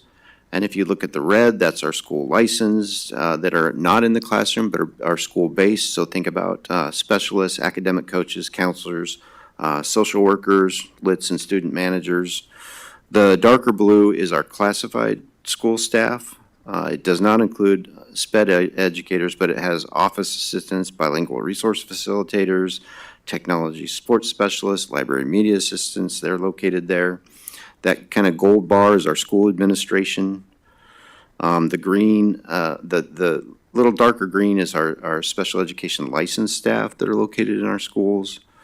And anyway, I won't go through all of them, but you can see what's gone on with our staffing over time. So you see in 18-19 what our staffing looked like and the number of students we had on the left. And then on the right, you can see the number of actual FTE we had. So you see our staffing dropped a little bit after 18-19 for a couple of years, and then it's been growing, not dramatically, but steadily the last few years. The black line that you see running through there is our enrollment juxtaposed against that. So what the takeaway from this slide that we really want you to see is that our overall staffing has increased and our enrollment has declined. And that's what gets us in this position where it's just not sustainable over time. Next slide. Okay, student investment account. So again, we just want to draw some attention to this, not in detail of what it funds exactly, but what's gone on with our student investment account award in 24-25 versus 25-26. We actually are experiencing a decrease in our student investment account award. So that is, we are heavily staffed in that area. If you look at SIA staffing versus other costs, more than 80% of it is in staffing. And so when you think about collective bargaining agreements and what we agree to and you know, cost of living allowances, increases on medical cap, that certainly is a number that is going up on an annual basis, and funding appears to be going down, or at least in the 25-26 year, it's actually down 0.32%. So trying to maintain the existing staffing we have in the SIA while funding is going down is going to be a challenge for us in the future. High school success, similar story, small increase in our high school success funding. Again, 81% of that is staffing, an increase of 0.96%. Certainly does not keep up with, again, our roll-up costs from one year to the next in terms of what we're spending on salaries and benefits. Okay, we'll get to the numbers here in a minute, but I want to go over some assumptions with you really quick. The numbers you're going to see for 25-27 are based on the $11.36 billion state school fund. That was what was appropriated by the legislature, so that's what actually happened. And we're assuming an increase of 10% in the 27-29 biennium. Why 10%? It's kind of an average number when we look back over the last several biennia. There were years where it was lower. There are years when it's been higher. 10% is probably not a super optimistic number. It's also not a super pessimistic number. So it's just kind of a middle of the road number that we've used there for 27-29. We're using state school fund estimates for 24-25 as of April of 2025, and for 25-26 as of June, this last June when they gave us their last update. Includes our most recent enrollment projections, and 26-27 is reduced for the extended ADMW. In other words, remember, when we get funded on the higher of either our current enrollment or our prior year enrollment. So we've been living on the prior year enrollment from year to year, which causes us to always be looking at the year we're in and seeing how that's last year's impact on that versus next year's impact on that. So we kind of have 3 years we're always looking at any given time. It does not include PERS reserve expenditure after 25-26. So remember, the board built the PERS reserve. That bucket of 5% will be filled during this school year. So after this school year, we've assumed that we would not continue to contribute to that reserve any longer. So that actually creates a little bit of savings for us in that year. It includes the updated PERS rates. In May of this last year, the PERS board readopted rates based on some money they received from the legislature that caused rates to go down for school districts. So those are included in the numbers as well. It does not include SIA or high school success. Again, those aren't in the general fund, but something we keep an eye on. And as I always say, it's based on the best information available at this time, right? Like, so what my favorite thing in budget is I share a bunch of numbers with you and say, what do I know about them? I know they're wrong, right? But where are we? Are we close? What is the trend telling you? When we're forecasting out 3 or 4 years, what is that general trend? I'm not looking for exact numbers, but I'm looking at, is it a downtrend? Is it an uptrend? Where are we headed? So I want you to, as you look at the numbers, kind of look at it with that lens. Okay, there are the numbers, super small, but we'll go over it just so you have it. Again, these are numbers you've all seen before. You've seen them in Budget 101 for sure. If we look at 2025-26, which is about in the middle of the page, let's use that as our baseline example. You see our beginning fund balance is estimated at $158 million. We'll find that out fairly soon because we're closing out last year. You see state-controlled resources, we listed at 545 million. That is both the state school fund and in terms of what we receive from the state, as well as local property taxes that we collect here that are subject to the state school fund. So it's got two numbers in there. The locally controlled amount you see there at 77 million, that is for our local option levy and those other funds that we talked about before. In terms of expenditures, we look at salaries, benefits, and everything else, because salaries and benefits, again, are the big number for our district. So you see in 25-26, it's estimated 353 million on just under 354. The benefits are at 218 million, and all other is just a little over $70 million. So when you look at that year, you see this upcoming year, we're planning on spending $642 million as we get through the 25-26 school year. The line directly below that is a line that we spend a lot of time focusing on in budget committee, as well as just conversation with the board. What is going on with our deficit? Is it growing, shrinking? Where are we at? So we planned a deficit for this upcoming year of just a little over 19 million. This is up a little bit from the adopted budget because of the changes due to not getting some additional state school fund resource and the PERS rate going down. But generally speaking, we are planning on a deficit of just under $20 million for this year. And the way you arrive at that is you take those state and locally controlled resources on the top for 25-26, not including fund balance, minus the expenditures, that's 642 million for that year. That's what creates the deficit. And the way we can spend it at a deficit is because we have that $158 million fund balance, and that 158 drops by that $20 million and drops to 138 million. So we're planning on ending this year with a general fund balance of $138 million.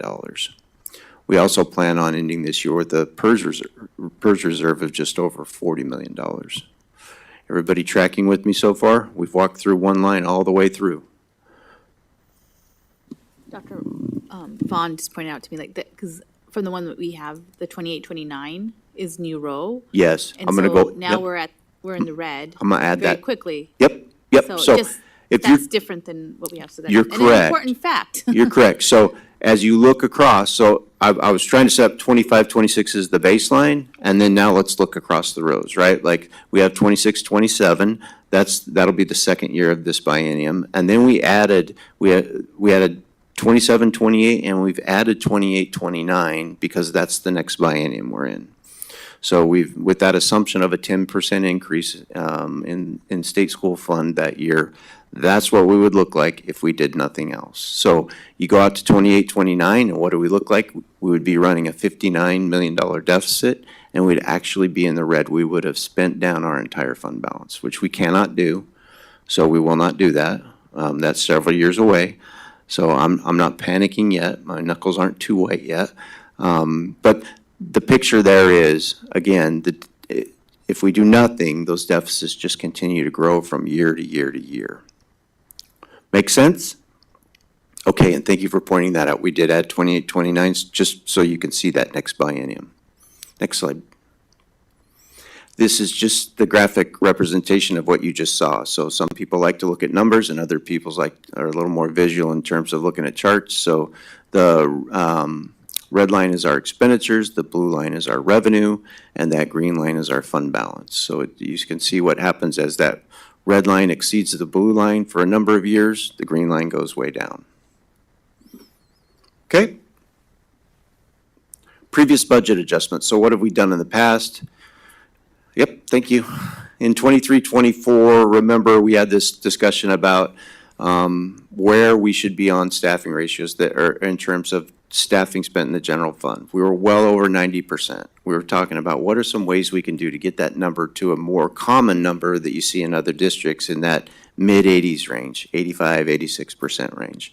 And so one of the things, and we had some resource. So one of the things we did is we added $1 million to the general fund to pay for classroom technology, something that we hadn't done. This was a more organized attempt to standardize classroom technology across our schools. We also added $1 million for classroom furniture, knowing that that's not going to be enough, but $1 million towards classroom furniture investment year after year at least gets us moving in the right direction. You don't have schools waiting 22 years when their next turn is for a bond to actually deal with some furniture improvements. It also includes $2 million for an ERP system, which is well underway in the district, and we're still working on that. We added a couple pre-K programs. We had central office reductions of 3% or more, and included in that 3% or more, it was a decrease of 90 positions. So pretty heavy impact on the district office that year. Cut just over $10 million, I believe was the number in the general fund, or in the district office that year. And we shifted several school-based license positions from ESSER, remember our one-time dollars that are no longer here, into the SIA and high school success. So we started that process of saying, ESSER is coming down, what are we going to do? And in 23, 24, we started to make attempts to say, where can we shift those to keep those positions? In 24, 25, again, we added pre-K program as we've been doing for a number of years. We had an expansion of the dual language program. We bought some MTSS materials. We invested in custodial maintenance supplies and materials that year. And we continued some funding that the board had made some decisions around, again, because we've had reserves. The board's been able to make some decisions during a school year. And we continued 73.6 FTE that was previously funded by ESSER. So again, licensed school-based positions, social workers, you see the list there, about $9.8 million. And we maintained almost 105 FTE that was added during that 23-24 school year. So remember the fall, we added kindergarten pairs. We added newcomer supports. We added special education supports. So in 24-25, those additions, we just brought them in and rolled them over into the 24-25 year. We also added 91.6 FTE for ELD and special education. We added some bus drivers and campus supervisors, but the big piece there was that ELD and special education investment. In 25-26, we did and undid some things. So we had a $3.9 million secondary language arts English language proficiency curriculum adoption. We had planned on spending that in the general fund. We said, you know what, the bond can pay for that. We're going to have the bond pay for that. We shifted that same $1 million of classroom technology and $1 million for classroom furniture replacements out to the capital projects fund. So again, trying to stay away from staff, trying to stay away from folks. We did things, not folks, in those budget reductions, and we moved $750,000 in debt service payments out to the capital projects fund. Outside of that, again, we reduced $2.3 million at the district office level, $2.3 million, $141,000 at the school level, and the rest from the district level in teaching and learning, operations, and all of the district office areas. So again, just that's kind of a last 3 years, what we've done, where we've been, some that we did, some that we undid, but just gets you up to speed with where we are in 25-26. So budget options, the superintendent and I have talked a lot about this over the last, well, months and years, I guess. What do we do? What do we do as we look to our structural deficit down the road? And we really see it as three options. We can continue spending at our current service level, which again, some years out is going to be super problematic, right? So that would be no reductions, roll the budget out, roll up costs into next year and see where we go. Another option would be, you know what, let's eliminate the deficit. We have one now, we don't like them. Let's eliminate that deficit. Let's hold on to our reserve. Not something that we think's tenable either. And where we kind of land was, let's make some annual reductions that are on a smaller scale and monitor and adjust those reductions on an annual basis. And this is key, right? Monitoring and adjusting on an annual basis is going to be key with what we're going to share with you. Next slide. Our recommendation is we review the current staffing allocation methodology used for schools to identify priorities for potential reduction, and that we do that this fall. So we'll get our teaching and learning folks together, the folks that really know the education part, and you just had a robust discussion around how we get that educator influence there, and so we'll bring them together and have a discussion about some prioritization and what we might be able to reduce. And bullet number 2 is that we target budget reductions of approximately $10 million on an annual basis for each of the next 3 years. Again, not something I like to do, right? Like what I'm used to is make your cut and be done. Solve your deficit. But because we have a significant reserve in this district, we think it makes sense to make smaller adjustments on a year-to-year basis and then monitor and adjust. Next slide. So this is a picture of what that looks like over time for us. So again, let's use 25-26 as the baseline, and you go to that surplus deficit line, which is what we're kind of focused on here, of $19.9 million. And then what you'll see in blue there is the reductions. And you'll see in the first year, our recommendation would be a $10 million reduction in 2026-27. And you'll see that same number play out over the next 2 years. It's there because whatever you've reduced, it's a sustainable cut and it keeps going in each of the next 2 years. And we've grown that number by the amount of the overall budget increases in those years. Does that make sense? So we haven't identified specifically where it's at.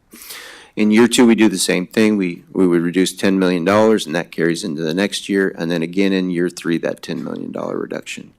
The net effect of that essentially after this 25-26 year is to keep that deficit in that kind of mid-20s number range as we spend down the reserve.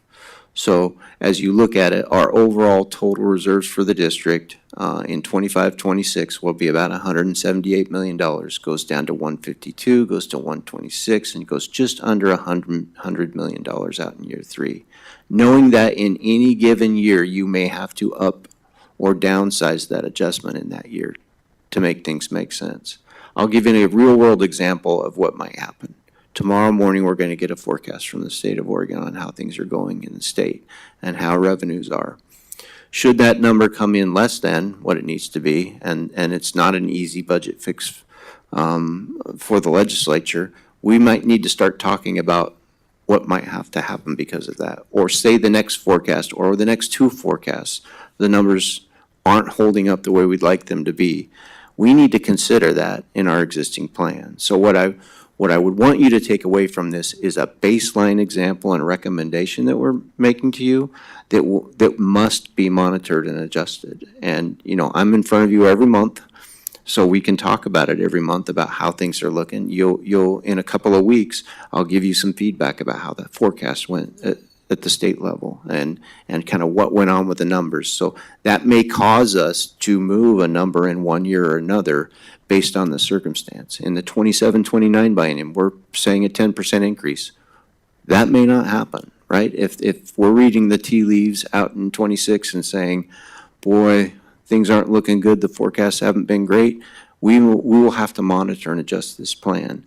But we think this is a way to at least begin to talk about getting to a sustainable reduction level while also knowing that we're not just sitting on significant reserves waiting for the rainy day to come. Does that make sense so far? And Dr. Carpenter and I were at a meeting last Friday where we heard that 25,000 jobs were lost in Oregon, and the forecast projections aren't great. Close to $1 billion. I'm hearing 980 million and change. It's also, we have a transportation bill we have to pass this weekend. So there's a lot going on. More pressure in there. Salem. There's a lot going on in Salem. And also, this is just at the state level. My worry is also at the federal level with Medicaid. We're a heavy Medicaid state, and the impacts at the federal level in terms of what could happen to us as a state in terms of It's another prime budgets. example of as we build next year's budget, what do we do with title funding? What kind of holdback should we have? What should we plan for? So again, this is a baseline example. We think we'd like to get our large SAM committee together to start talking about priorities so that we're prepared and something we could bring to you. And when you think about the $10 million reduction compared to what we're spending, it's a 1.5% reduction. So we are not, when you look at what other districts have had to do, we're still in a very fortunate spot. While nobody likes to have budget reductions, we're still in a pretty darn good place overall. And I think approaching it this way, we can manage our way through this. Again, knowing, I mean, please, if I'm sitting in front of you next May saying the number was 12.5 or 4.8 instead. Don't say, what happened to the 10 million? Because we know that all of these external factors will influence where we're actually going to end up over time. Okay. Yes. You've used the term ripples, not waves, and I think you've probably gotten the head nod from most of us about that. I've reached out to our union partners, and they're also ripples, not waves people. Will there be a communication to the community more broadly?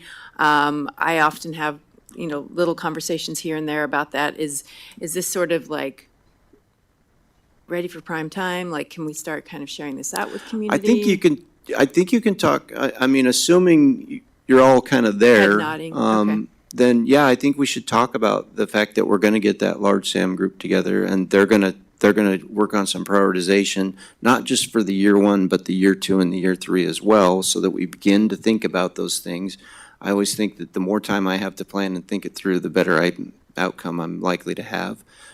So I think that's okay to have those discussions. The way we would probably do this is we'll spend the fall and early winter coming up with those priorities.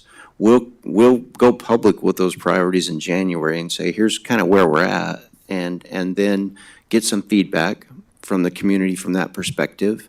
Again, it's not I don't look at this, it's a lot of money. $10 million is a lot of money, don't get me wrong. But it is 1.5% of our overall budget, so I also don't want to overemphasize or spend, right? Like, we'll spend as much time as we need processing it, getting feedback. And I think what we do is we talk about that publicly in January.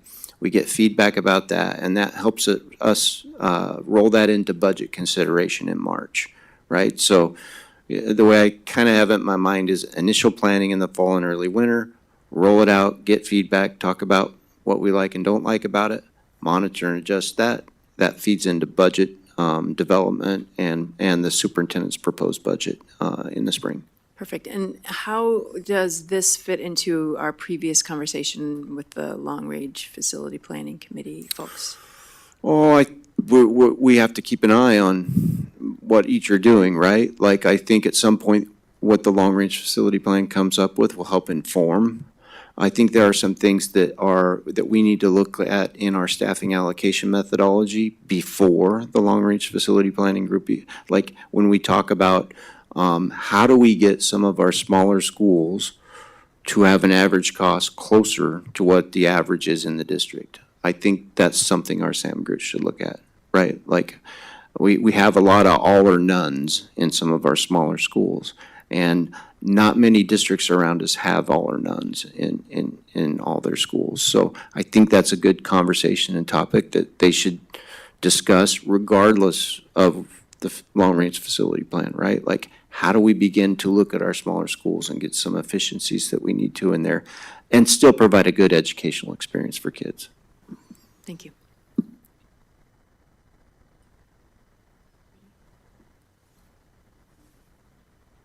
Dr. I had a thought, and then I was like. And then I thinking, kept so- talking, sorry. No, I was thinking about when we think about those cuts, the slide that you had after, we don't have it in ours, but it was the one where you outlined how each district made those cuts, so licensed, classified, administrative, other staffing, and I couldn't get to the rest of it. I think it would be helpful, not only to get that slide, but to think about. Yeah, you'll have it. This will all be posted and To think about, like, for looking at $10 million in cuts, kind of looking at which categories or how, and then I've also, something you mentioned multiple times is like how we were taking ESSER funds or the positions from ESSER funds and moving them in, and some of those are, I mean, not that there's any position that's not critical right now, right? Like, but when we named some of those positions, it was the, ELD staffing, or it was social workers, or it was, so having, like, I don't know if it's reframing or how, I don't have the words yet, but it's like, those are some critical positions. As we see people losing their jobs, we're gonna need more supports for our families and students around those positions that are funded through our SIA funding. And as you're showing in another slide, the SIA funding is going down. And so in the conversations, and we've been working really hard to keep cuts out of classrooms, And when I look at that one graph that you have that shows the breakdown of what positions we've been cutting, like what's been going, on that one. The complicated one. One thing that stuck out for me this time is that our ELD licensed staffing, even though our numbers are going, I think, up, that seems pretty, and it's just one bar. I mean, I can't tell the numbers, but it seems pretty not changing. Hasn't gone up as quickly. Right, as the number of students. So like, in the conversations that are being had, we're gonna cut 10 million every year over the next few years. A deeper conversation of the impacts to our students, like centering student needs. And that's, is Dr. gonna be Perez, we're gonna critical. go into that. That large SAM committee is a bunch of experts that are gonna be focused around our most neediest kids. And then also, we talked about, like, and you mentioned it already, the, the piece on, oh my gosh, it was, the small schools and how looking at that equal model, I think that's really critical. And then right-sizing that would be really important. Yeah, I think those are good topics, and if this goes, a couple of years ago, maybe 2.5 years ago, we got the large SAM group committee, and we went through a pretty good prioritization exercise then, because the ESSER cliff was coming, and it was a pretty good, robust conversation around how do we best meet the needs of students in this district and give them the educational outcomes we want while resources are going down. So how do we prioritize that work, and what does that look like? And, there are discussions about, is there a program you do not have anymore, or is it better to spread it out with just a reduced service level across those schools? And I'll be great at giving folks numbers and feedback around that, but we're going to really rely on our educators to help us determine how we ought to move forward. Dr. Trong? Thank you. I just have some clarification questions because a lot of these budget numbers are just flying by me. So the proposed, if we do nothing, like the second option, you saying that we'll be using 96 million, we'll be short 96,377,000 and some changes. And right now we're at 89 point, you are budgeted at 89% staff still? Correct. Okay. And then the enrollment is down. I couldn't find the expected enrollment for 2020. Yeah, it's in our 2020, so- assumptions. We can share that with you, but. But it's about 600 or 700 Yeah, students per year. that's what we're experiencing pretty much Right, annually. Okay. And then if we do the option 10 million a year, then by 2029, our reserve balance will go down to $98 million, right? Okay. Correct. And one of the question I have is that when we had the meeting, budget meeting, you mentioned the levy and bond monies expire 2028. You did mention title, federal money.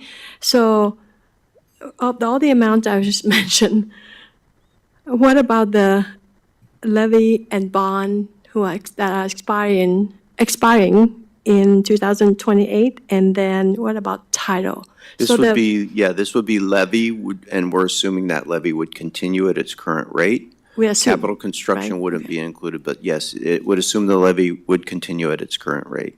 In terms of title, we know it's out there. We haven't figured out what numbers we want to put to that yet for our district, if that makes sense.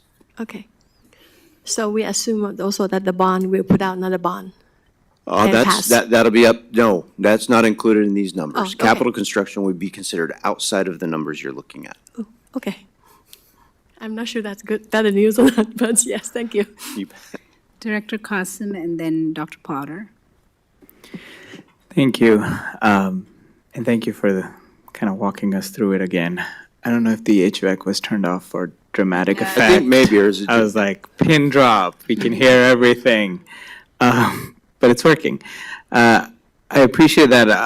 I think I I wanted to ask about enrollment trends and if there is data to kind of like look at it at a more granular level, like, hey, where is it, like, again, based on what you said, it's always like the incoming classes are smaller, but is there any, just because I've heard like from surrounding districts where they have like higher than expected high school enrollment and things like that. So I think it'll be helpful to see if there are any patterns or trends that we can look at to kind of, again, overlay that in some of like the decision-making process. That would be incredibly helpful. And then beyond that, I just wanted to echo, I think for something like this, like over communication would be my preferred choice, right? Like even if we have to like say the same thing 10 times, we just want to prepare. So I think that's something that I would want to amplify. Happy to do that, and we do have a demographic study that was done, and they're getting ready to do another one, but I can certainly share the existing report that we have that kind of shows where we're headed. And I think we have that all the way down to the school level, as I recall. So you can get pretty granular. Also for Thank you. Also for communication, I think it's been said a couple times, I think we need to also, once we get direction from the school board tonight, create a strong communication plan that goes not just to staff, but to community, but also maybe even to our students, especially our high school students. So just to make sure and also, not just once, to your point, is have a strong communication plan throughout. Yeah. So people are very well aware of where we're heading. And also, I think Mike presents and Jessica present every month. So we're going to talk about it here, but also just make sure the rest of the community understands. Yeah, no, thank you. I appreciate that. And again, like, I hear that word like all the time. Like, this is a really difficult meeting and we have to make this difficult decision and all of that. And absolutely get it. And I'm like, let's just cue it up. Like, we've been leaning towards that difficult decision and it didn't just happen in that month and that meeting. And that's where. Understood. Thank you. Thank you, Thank Dr. you. Bladares. Dr. Potter? Thank you. I appreciate the summary and the three options. And my understanding is option 1 and option 2 both lead us to a cliff. And it's either a cliff this year or a cliff 4 years from now, 3 to 4 years. Yeah, option 1 is the scenario where you just really close your eyes and hope things get better, and Yeah. and that's not going to be the one. There will be a cliff, Oh yeah, and Yeah. option 2, we would a self-imposed cliff. right. We would have a self-imposed where we would actually make all the reductions now and hold on to large reserves in the event that it really started pouring raining and we needed it. So for the same reasons, we've kind of discarded those and said, let's find a middle ground. So, and I appreciate that description because in 2012 and 2013, our community experienced a cliff. We lost 344 teachers that year, and you can look back at the learning loss that happened that year, and it took us years to recover from that cliff. And so I appreciate this moderation, adjust, and monitor. And I know there's so many pressures out there that make us nervous, and we want to have a big reserve as much as possible. So there is a tendency to build up that reserve as much as possible because we don't know what the next 2 years are going to look like. I feel that pressure, and yet I know the impact of a cliff, for lack of better analogy.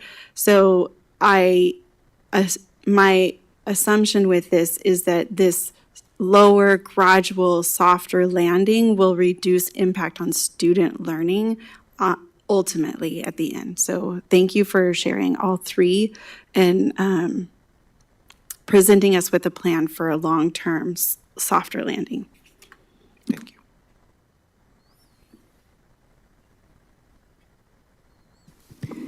I mean, I also want to recognize the impact to our staff. I mean, this is scary.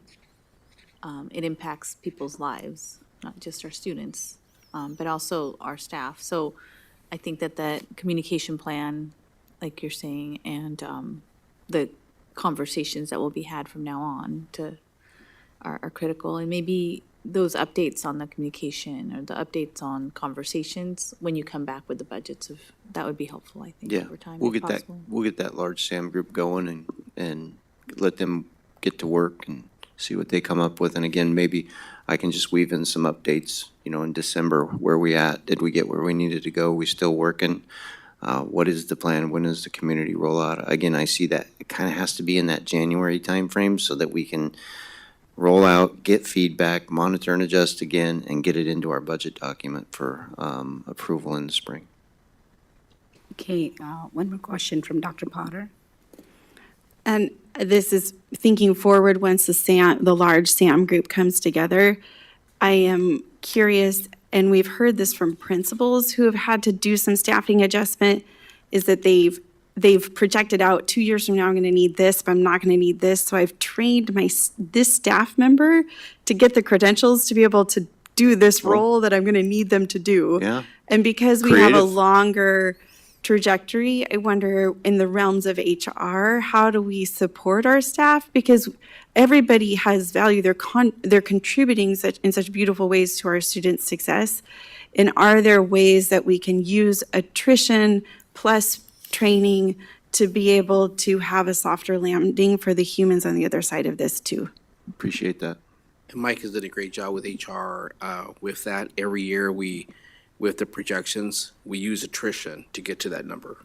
So every year, so we're not laying off, we just use attrition, knowing full well that, you can explain it better. It happens, right? Like, we count on it. We need it to happen every year, and it generally does. And some years we get a little surprise here and there, but we count on it in our budget. And I think, to your point, if there's a roadmap for the next couple of years that we've shared and people kind of know it, they can start looking at other options, right? We haven't dropped this on them in May and April and said, oh my goodness, the sky is falling now. We can have a plan that, again, I just think the more we can plan and be thoughtful and roll it out, the better off everybody's going to be.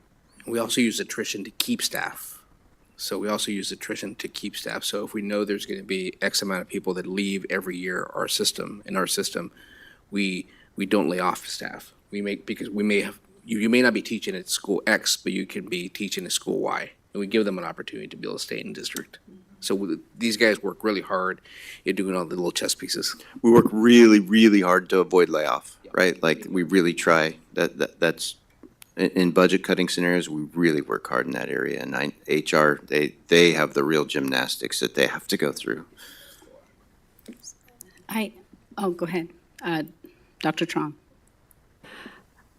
Thank you for that recommendation, Dr. Potter. I also know that we are trying to really hire staff, teachers that reflect our student body. So therefore, when it comes to staff reductions, I am not very clear on the BA contract, but I don't know if is there any way that staff who are reflecting our student body who has less seniority have a clause. I don't know, I'm asking. Yeah, I don't. And I'm also I saying would have about to get back HR to you. Yeah, to look into that as well. Totally get Because the most of our newer, younger teachers that HR have worked really hard to recruit will be probably, if there's reduction, they'll be on the block because of seniority. And I'm speaking not knowing clearly the contract, so I have to look into that. agreed. We would too. We can get back to you though on that. We can meet, Thank I know you. we're meeting, we can maybe bring in our new HR director to come in and speak to it. Okay. Thank you. I want to thank you for all the work that you did, and of course, I like the third option. Okay. I have a question for you, is that when I look at the ending fund balance as a percentage of expenses, because that's what you were saying. We're going to switch to that. Yeah. It's like from 21%, we're going to 7 or 8%. Yep. Is that, Current and with all policy's the 5. uncertainty that we have coming, would it be better for the board to set a percentage of expenses rather than a number? Yeah, I think this winter I need to come to you with some recommendations around reserves and a conversation around reserves and what Okay. really is going on in districts. And I think I mentioned, you're right. I don't know why, but ours is written around revenue. And when your revenue's going down, you wouldn't want your reserves to go down. That doesn't make sense. So it should be a percentage of expenditure. And so I commit to you that I'll come back later this fall and we'll visit reserve policy, which again could have influence on these numbers, right? Right. So I think we'll do that.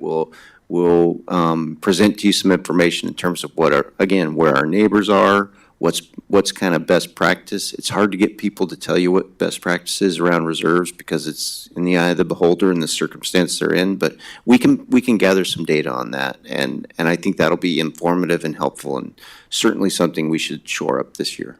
Okay, thank you. And we have just a couple more slides. Oh, sure. It- So I know that people have lots of questions, and because there's time constraints, we need to finish at certain time. Is it okay if they send it to you by email? Absolutely. Should we do that? Yes, please do. Sorry. I was Please just do. going to say thank you real quick Okay. for putting that slide together. I forgot to highlight it earlier about like district comparison by Yes. impact. That was really, it was helpful. Okay. Again, I Helpful. think it's just, yeah, thank you. Good. Thanks. We did our best. You don't always know what others are thinking and doing, but we did our best. Okay.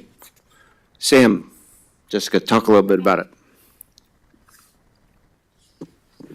Okay, we'll be really quick because it's a little bit different than what you've seen. As you all know, SAM is our staffing allocation methodology, which is how we are allocating all of our resources to our schools based on the students and the demographics in those schools. And as Mike has mentioned earlier, this is where most of our budget is, putting people into buildings. The SAM, I do have it linked on here. It is in the informational section of your budget document. It is on our webpage. But SAM in its current form was developed in 2019. Kind of after we had some really large cuts, and then we had the student investment account coming in, and so we redid our SAM. And since then, we've only made some small adjustments. The way we did this was with a large team, and so this is the team that we talk about and call our large SAM. We had representation from every level of our schools. We had teaching and learning staff, special education, multilingual, IT, HR, and business. So when we talk about getting our large SAM group back together, these are the people that we will be calling on. And also when we do this fall, we will also have union representation from both BEA and OSCA joining us. And also, just as we've mentioned, with all of the major funding sources with that general fund and the integrated guidance, which is primarily for us the student investment account and high school success, I've also added early literacy here. This is a newer grant to us and that we have gotten for the last couple of years. So we do have some staffing in that as well. And so those are the main pieces. There are no title funds included in here, so this is what we give to all of our schools, and then our title schools get additional resources on top of that. And our staffing allocation methodology has this thing that we call weighted enrollment. And so we are allocating additional resources to schools based on the number of students that they have and the poverty percentage in those schools. So schools with higher percentages get more resources than those who have lower numbers, and those allocations are primarily in our classroom teachers, our counselors, the non-salary dollars that we allocate to our schools. And so that is recognizing that we have need at all of our schools. Our old SAM model, the pre-2019 model, said if you were above 40%, you got additional resources, and if you weren't, you get no additional resources. And so this is recognizing that there is need at all of our buildings. So, and then just quickly on how we revise it, we have a small SAM group that is meeting right now. Every week during the fall as students are coming into our buildings and we're getting our class sizes built out and making sure that we are looking and seeing how the students are coming in compared to where the teachers were placed in the spring, and making sure that we're solving those problems as we can. So that is our small group. So we can make small adjustments in that team. If we need to make larger adjustments, like what we're talking about with this prioritization this fall, we will call that big SAM back together. And so an example of when we did that was about 2.5 years ago. We changed our poverty weighting at our secondary level. It was a post-pandemic thing that we had to look at. when we built our model, it was right before the pandemic, and we used free and reduced lunch as the indicator for the poverty percentage. And during the pandemic and now beyond, we don't collect those forms anymore. We have free lunch for all students, which is great, but our marker was gone. And so we had to figure out how to evaluate that and bring that group back together. And so with that, we are constantly looking at this model and seeing what's working, where are some maybe unintended consequences, and improving the model as we can. Turn it back to you, over to you, Chair. If you have, what we're looking for is general direction here. I guess maybe if you think we're going the wrong way, now's the time to chat about it. Otherwise, we're not asking for a vote. We're just, Looking for a thumbs up on a 10-10-10, there you go. so we could go into the next topic before we run out of time. All 8 thumbs up. All right, got 8. Thank you so much. Thank you. Thank you for all the work. And our next topic is our superintendent search process. And since time is of issue here for getting a good superintendent within the time limit that we have, we created a subcommittee last meeting, and we have met twice since then. We reviewed the RFP samples that were provided to us, and a copy of that, what we have reviewed and updated, has been provided to all the board members and was sent in an email today. Basically, we looked at the solicitation schedule, which may change a little bit, but it's almost firm if everybody gives their, if they are comfortable with this draft. We looked at the Section 3, the desired qualifications, and the evaluation criteria. And the board subcommittee is good with this, but if everybody else is good with it, then we can let the staff put this RFP by Thursday. And if you guys need some time to look at it right now, we have a few minutes. And but this is just a request for proposal. You know, we are not finalizing a search firm right now. It's just getting the word out so that we can have a search firm. Do we want to, yes, Karen, do you have a Are we question? making a motion or are we just, This is not a voting, I think. we're we just were having a conversation? Yes, yes or no, that's all they need. I don't think this is a voting Okay. item. So- I noticed on page 3 that I think there's no B, and I don't know if that's purposeful, like it was A, C, D, E, F, so just a B. But that's the only thing I noticed. Oh, Everything that's- else, that's a I good really, note. thank you so much for like putting this together. It's very clear. When I was reading it, I thought, oh, I think blank. And then I would read the next bullet and then there it was. I'm like, oh, erase that. So, thank you for putting this together. And I think it speaks to to a lot of things I would like to have in here. So thank you for that work. Okay. Yes. Yeah, I'd echo. Thank you for putting it together. This is really thought through, and I guess B is a secret one, criteria matrix, so that's okay. I only had one question about the minimum requirements. I don't know, again, I'm ignorant about some of these pieces, so is that standard that there's only that one thing as opposed to some of the desired qualification being a part of it? Because the search criteria then is vast and we could filter that, so just curious if that was sufficient or if something could fit there too. So the whole RFP is 32 pages, and we took the sections that we believe we were told that are important and we could change. I would ask Carrie about that one because you guys have seen more RFPs than I have. If you can tell if minimum requirement, is that the way it is? One of you, Mike or Carrie. I can speak. What you have is an RFP that we've used in the past in Beaverton. We also looked at some other districts. I didn't look as closely. Carrie, you had a couple from some other districts. I think that minimum, that's fairly standard, but it's probably because none of us reinvent the wheel when we do these. We borrow from each other and take a look and try to improve them a little bit. So I don't think there's a specific rhyme or reason around why that minimum is so minimal. There are a number of desired qualifications that follow, which will affect how the committee will evaluate those proposals that come in, rather than having everything in there be a minimum requirement, so that if a firm met some of those qualifications but not others, they wouldn't be eligible to submit a proposal. Then it's up to the judgment of the committee and then ultimately the board. Okay, thank you. Dr. Potter, and then Dr. Trong. You raised your hand?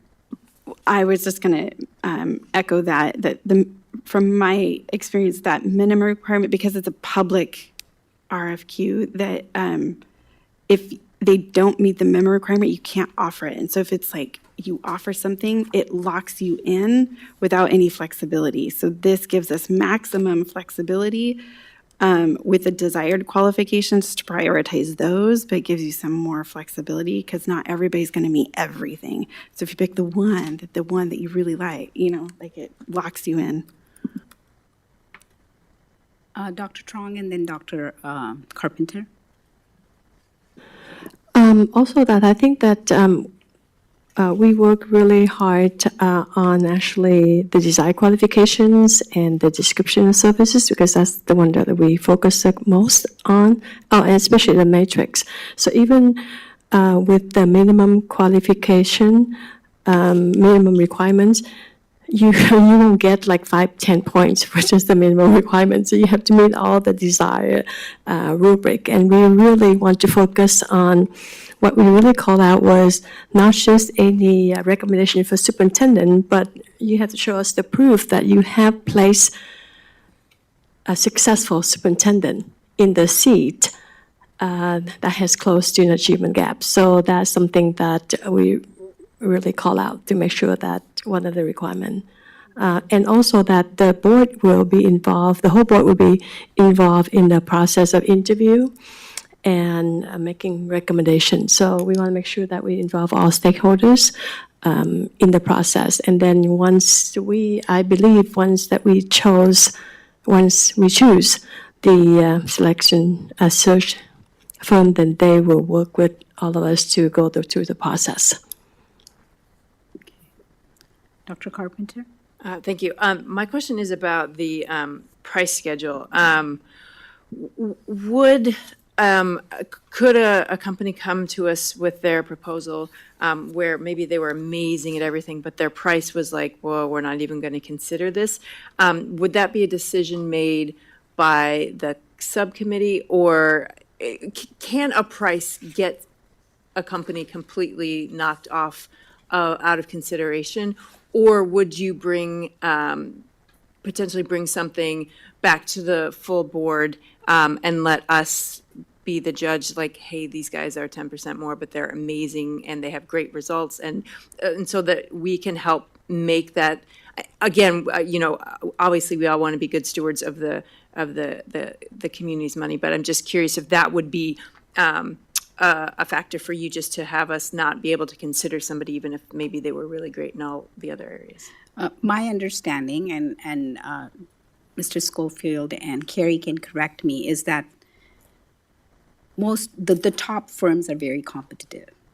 And I'm hoping that there wouldn't be that much of a difference in pricing. So is that true? Yeah, I think your description that you described, Director Carpenter, is a situation that wouldn't exclude somebody off the bat. Where we typically see those kinds of exclusions is somebody's pricing who we can't understand or we can't really delve into it. That's where we run into trouble on pricing. Excellent, thank you. Anyone else? If everybody is fine, let's give a thumbs up. 7 thumbs up or 8? 8. So you guys can put the RFP on Thursday. Let's find a good superintendent.